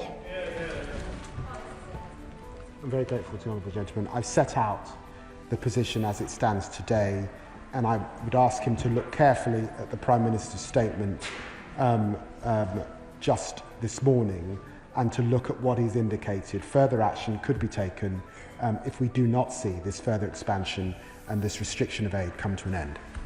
Chambers. Thank you, Madam Deputy Speaker. We welcome the statement today, and I would like to reiterate my honourable friend's call for the recognition of Palestine and the immediate cessation of all arms sales to Israel. But as important as these are, given that the UN has said 14,000 children and babies may die within the next 48 hours, I would like to reiterate what many members have asked here today, is what is the concrete action that can be taken against an illegal blockade that is preventing medicine and food getting to these people? Does it include, with our allies, for example, airdrops of aid? Can I say, when the honourable gentleman says what is the concrete action, the concrete action is really straightforward, that Netanyahu stops. He halts his course of action. That is the concrete action. We are taking concrete action with our allies to try and bring this to an end, but he knows that in the end, this is in the hands of the Israeli government. And standing here, holding your hands, expressing disgust is not sufficient, I recognise that, but it is in the hands of the Israeli government. They will be held to account if they don't act.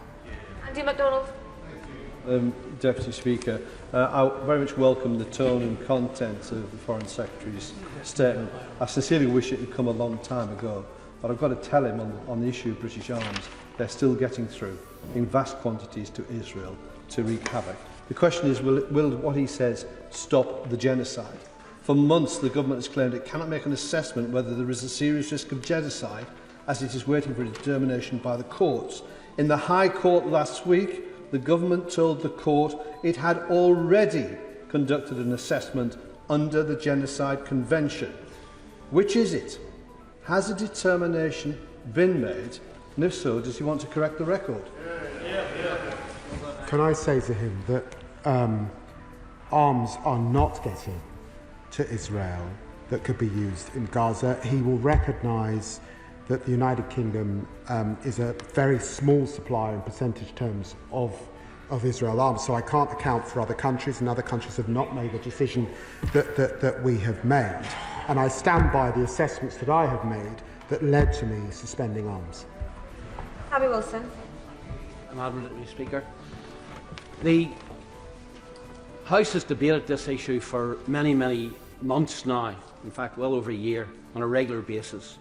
But we must remind ourselves the reason why we're doing this is that brutal terrorists attacked innocent individuals, innocent citizens, burnt, raped, murdered, tortured and took them hostage, and then continue a conflict against Israel. And I think in an expression of anger today, the Minister could have been much more balanced. Instead of talking about attacking hospitals, why isn't he condemning the terrorists who use the hospitals for bases, knowing the consequences?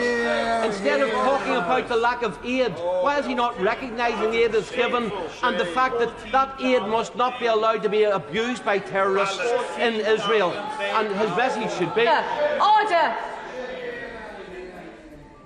Our constituents are watching. Foreign Secretary.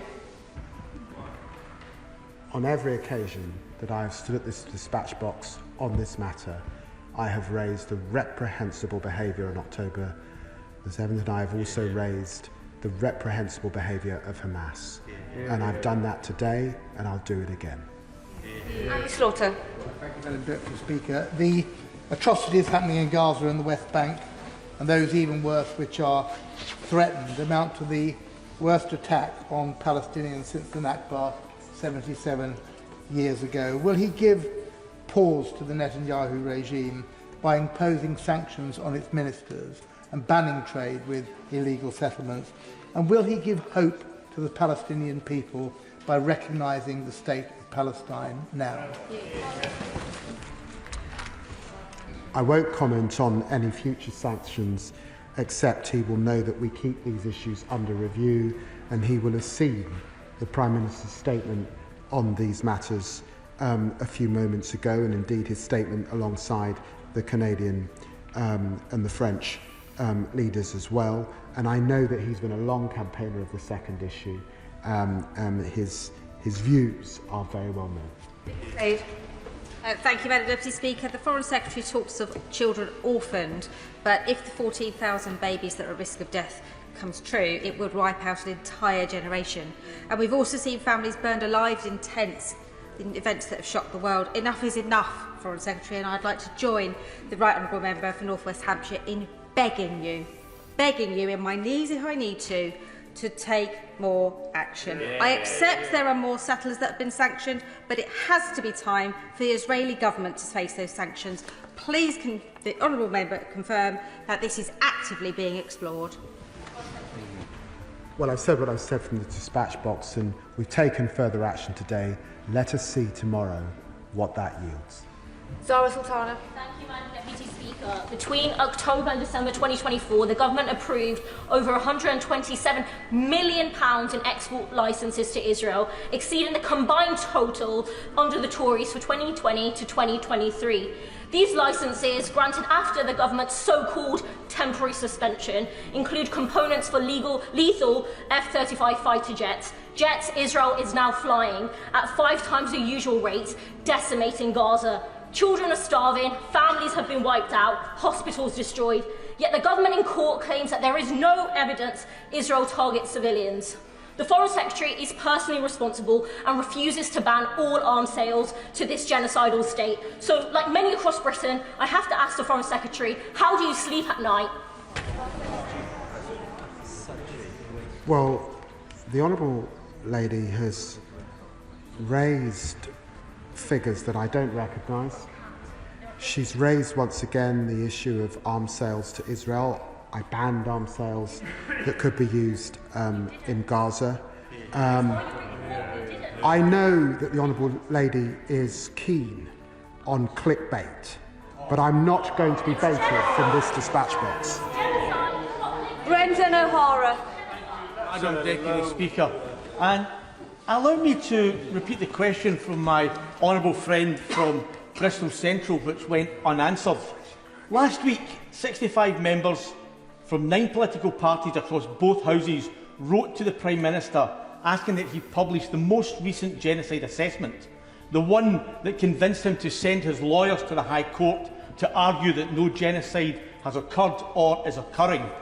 So will the government now publish that assessment so we can all understand how on earth they arrived at the conclusion that the horrors in which we have witnessed day in and day out for months in Gaza is not a genocide? Well, I answered that question previously. I make sober assessment based on whether there's a clear risk on our export licensing, and I stand by the statements that I've made. Tahir Ali. Madam Deputy Speaker, I welcome the Foreign Secretary's statement to this House today. 14,000 babies are going to die within 48 hours. Since this statement started, hundreds will have been dead due to starvation and famine and hunger. Now, the unstated objective of Netanyahu is to displace Palestinians to Jordan and Egypt. One of the concrete actions this Foreign Secretary can take is the immediate recognition of Palestine. And will he do that to stop the prevention of the genocide happening in Palestine? I think I've now answered that question many times from the dispatch box, but the whole House will have heard what the honourable gentleman has said. Showkat Adam. Thank you, Madam Deputy Speaker. I too cautiously welcome the Foreign Secretary's passionate in his statement, albeit a little bit late for 51,000 Palestinians, but nonetheless welcome. On his statement, the Foreign Secretary talks about the suspensions of negotiations on new trade deals. Would a suspension not be more effective on existing trade deals? And if indeed the Foreign Secretary believes the behaviour of the Israeli government is abominable, can I ask why a government minister parted with the Israelis just last week, while 370 Gazans were massacred and the world was mourning for them? Does that not undermine trust in the UK's role in this conflict? Well, I said before to the honourable gentleman, I do think it's important that we make a distinction between the Israeli people and the current direction of the Israeli government. And I insist that we must be precise in our language on that point. Trickett. The situation in Gaza is utterly intolerable, and the Foreign Secretary convinced the House of his passion, his anger, his indignation. But he will also know that angry rhetoric means nothing if it's not accompanied by forceful actions. Now, many actions, I'm not one of those people saying no actions have been taken by the government. They have. But they haven't had the desired effect. Will he now say he will recognise Israel? He will stop any intelligence sharing with Israel and stop the supply of components to Israel, which might be using their war machine? Well, again, I've now said much on this matter, particularly the point on recognition. I'm glad that he's recognised what the government has done, because this is the government that increased aid, humanitarian aid, to the Gazans. It's the government that absolutely made clear our position on international humanitarian law. We didn't see that under the last government. We suspended arms sales for use in Gaza.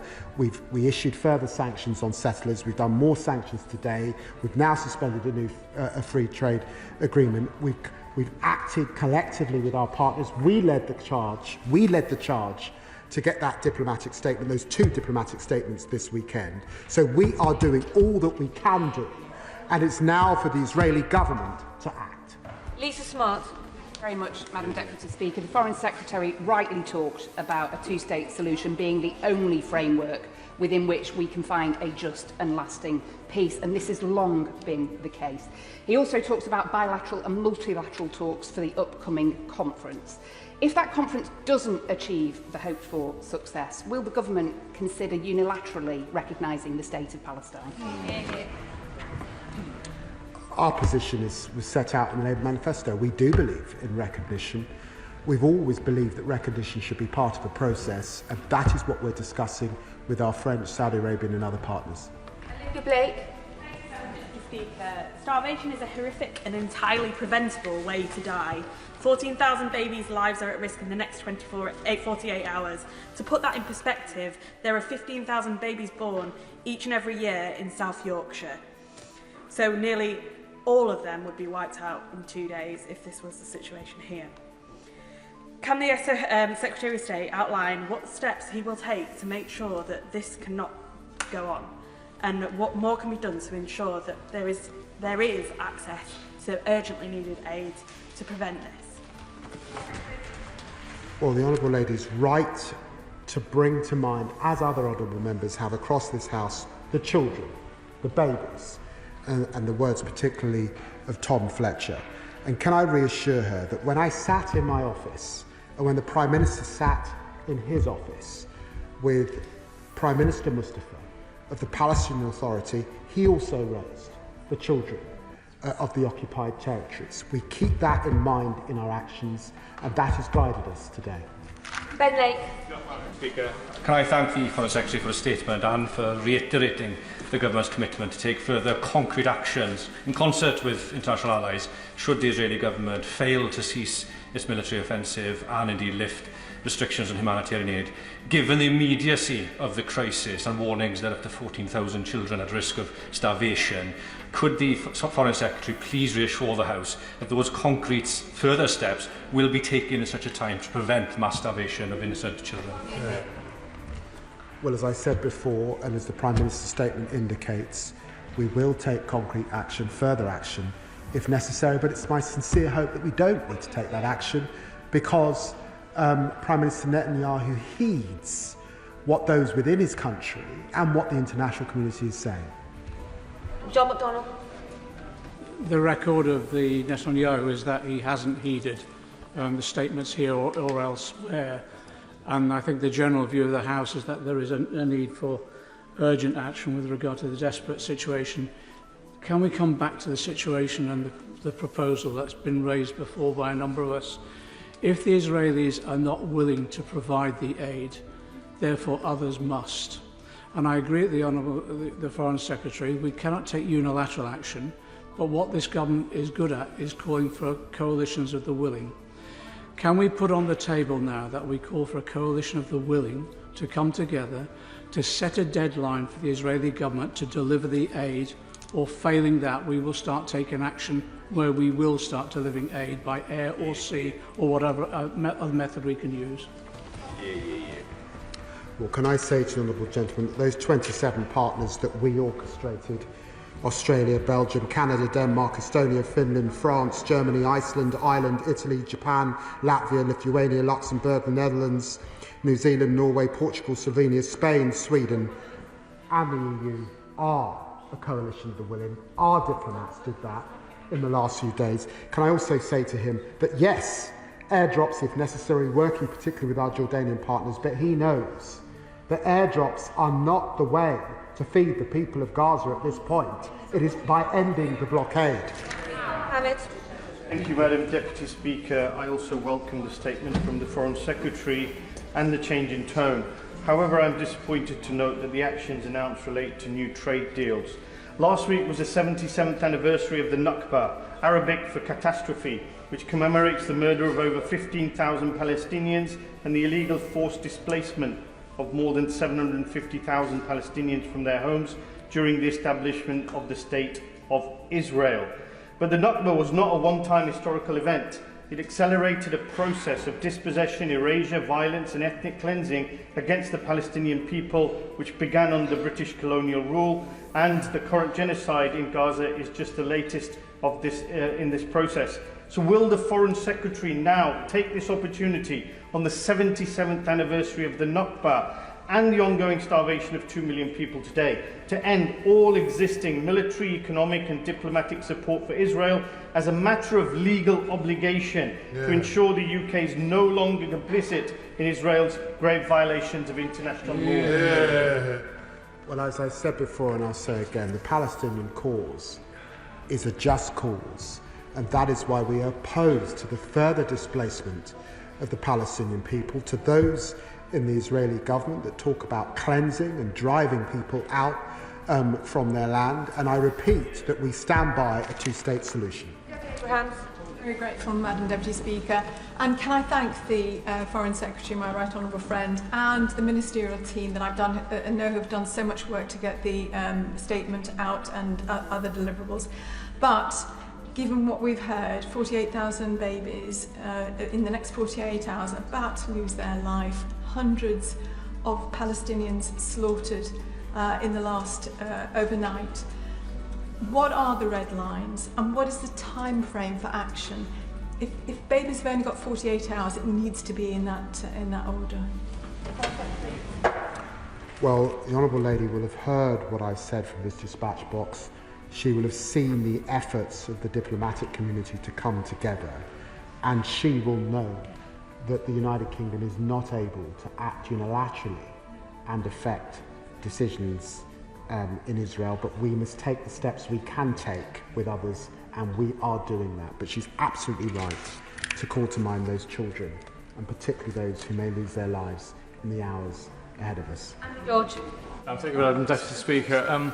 Although it's long overdue, I warmly welcome the sentiment behind the Government's announcement today. Along with the Honourable Member for Leicester South, we visited Israel and the occupied Palestinian territories last month, and what we saw there was absolutely shocking. Others have described it as apartheid. I think it's actually worse than that. Now, the Foreign Secretary has said that the question of the recognition of the Palestinian state is one which is stuck in a process, but can he not at least today accept that he can recognise the right of Palestinians to statehood and democracy?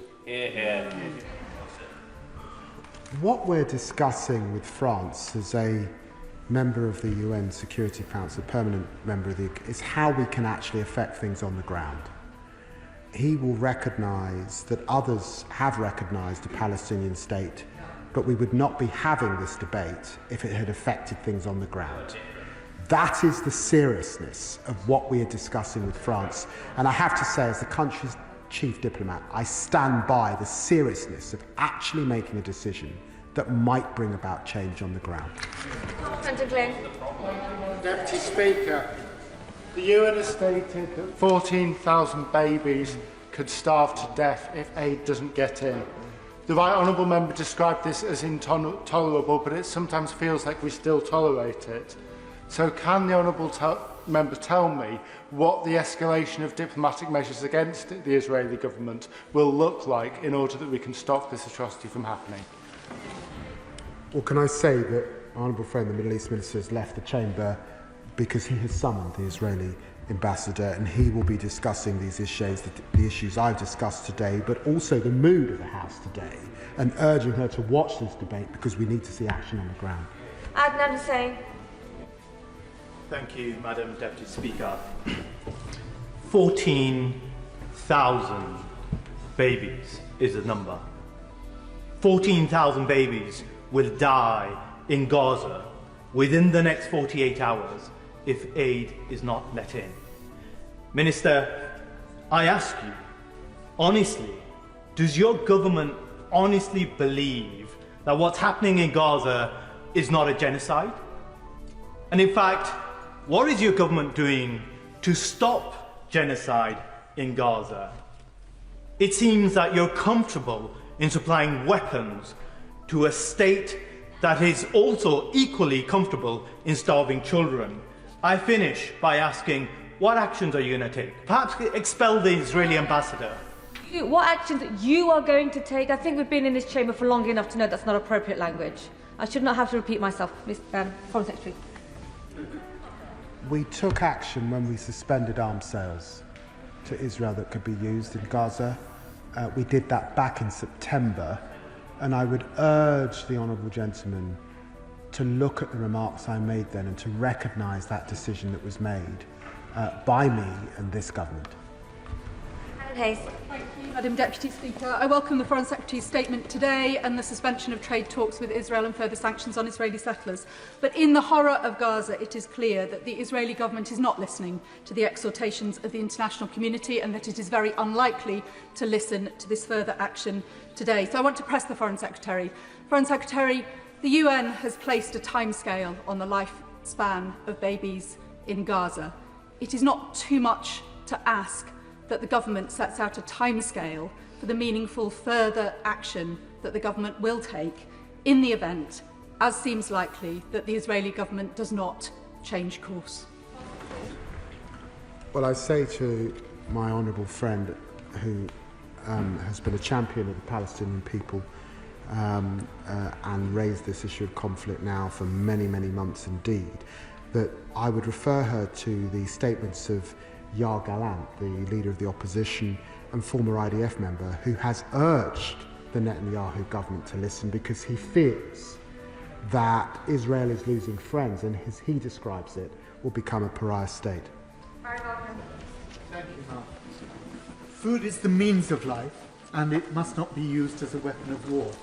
The Foreign Secretary has rightly condemned it as morally wrong, but it's also a breach of international humanitarian law. He's condemned as unjustifiable and disproportionate Minister Smotrich's proposals to cleanse Gaza and displace and destroy all within it. If Mr. Smotrich's plan is carried out in the coming days, does my right honourable friend agree that he will have to use a different word, and that word would be genocide? So will he now sanction Minister Smotrich? Well, I've heard what the honourable gentleman has said, and he will know that the Prime Minister said that there might well have to be further action, but we urge the government to step back from what they're doing, and of course we continue to condemn the language of extremists in the Israeli government using language like ethnic cleansing. Just as well. Thank you, Madam Deputy Speaker. I welcome the Foreign Secretary's condemnation of the illegal actions and the vile words used by the Israeli government. It's heartening and humane to hold Israel accountable for its slaughter of innocent Palestinians, withholding of aid, settler expansion and shameless plans to, and I quote, conquer, cleanse and stay in Gaza. We need action to show that we'll not tolerate this indiscriminate violence, which is effectively ethnic cleansing. Does my right honourable friend agree that our next step should be to recognise the state of Palestine, and could he please outline what actions he will take to stop the impending death by starvation? Well, my honourable friend's question mirrors that, I think, across this House, a concern for children, the issue of recognition, and of course the action, not I suspect just by the United Kingdom, but the action that is necessary from the international community. Joe Powell. Deputy Speaker, as others have said, 14,000 babies stand at immediate risk of starvation, so this couldn't be a more serious moment, and I do welcome the suspension of trade negotiations and the expansion of sanctions. But as we've done on other sanctions designations, on human rights, on corruption, on Russia, on Georgia, on Belarus and others, we've taken them to the political level. So will the Foreign Secretary consider an expansion of the sanctions regime to those political decision makers advocating for ethnic cleansing and the takeover of Gaza? Well, my honourable friend is one of the House's experts on how our sanctions regime works, and can I reassure him that all of what he outlines is under consideration?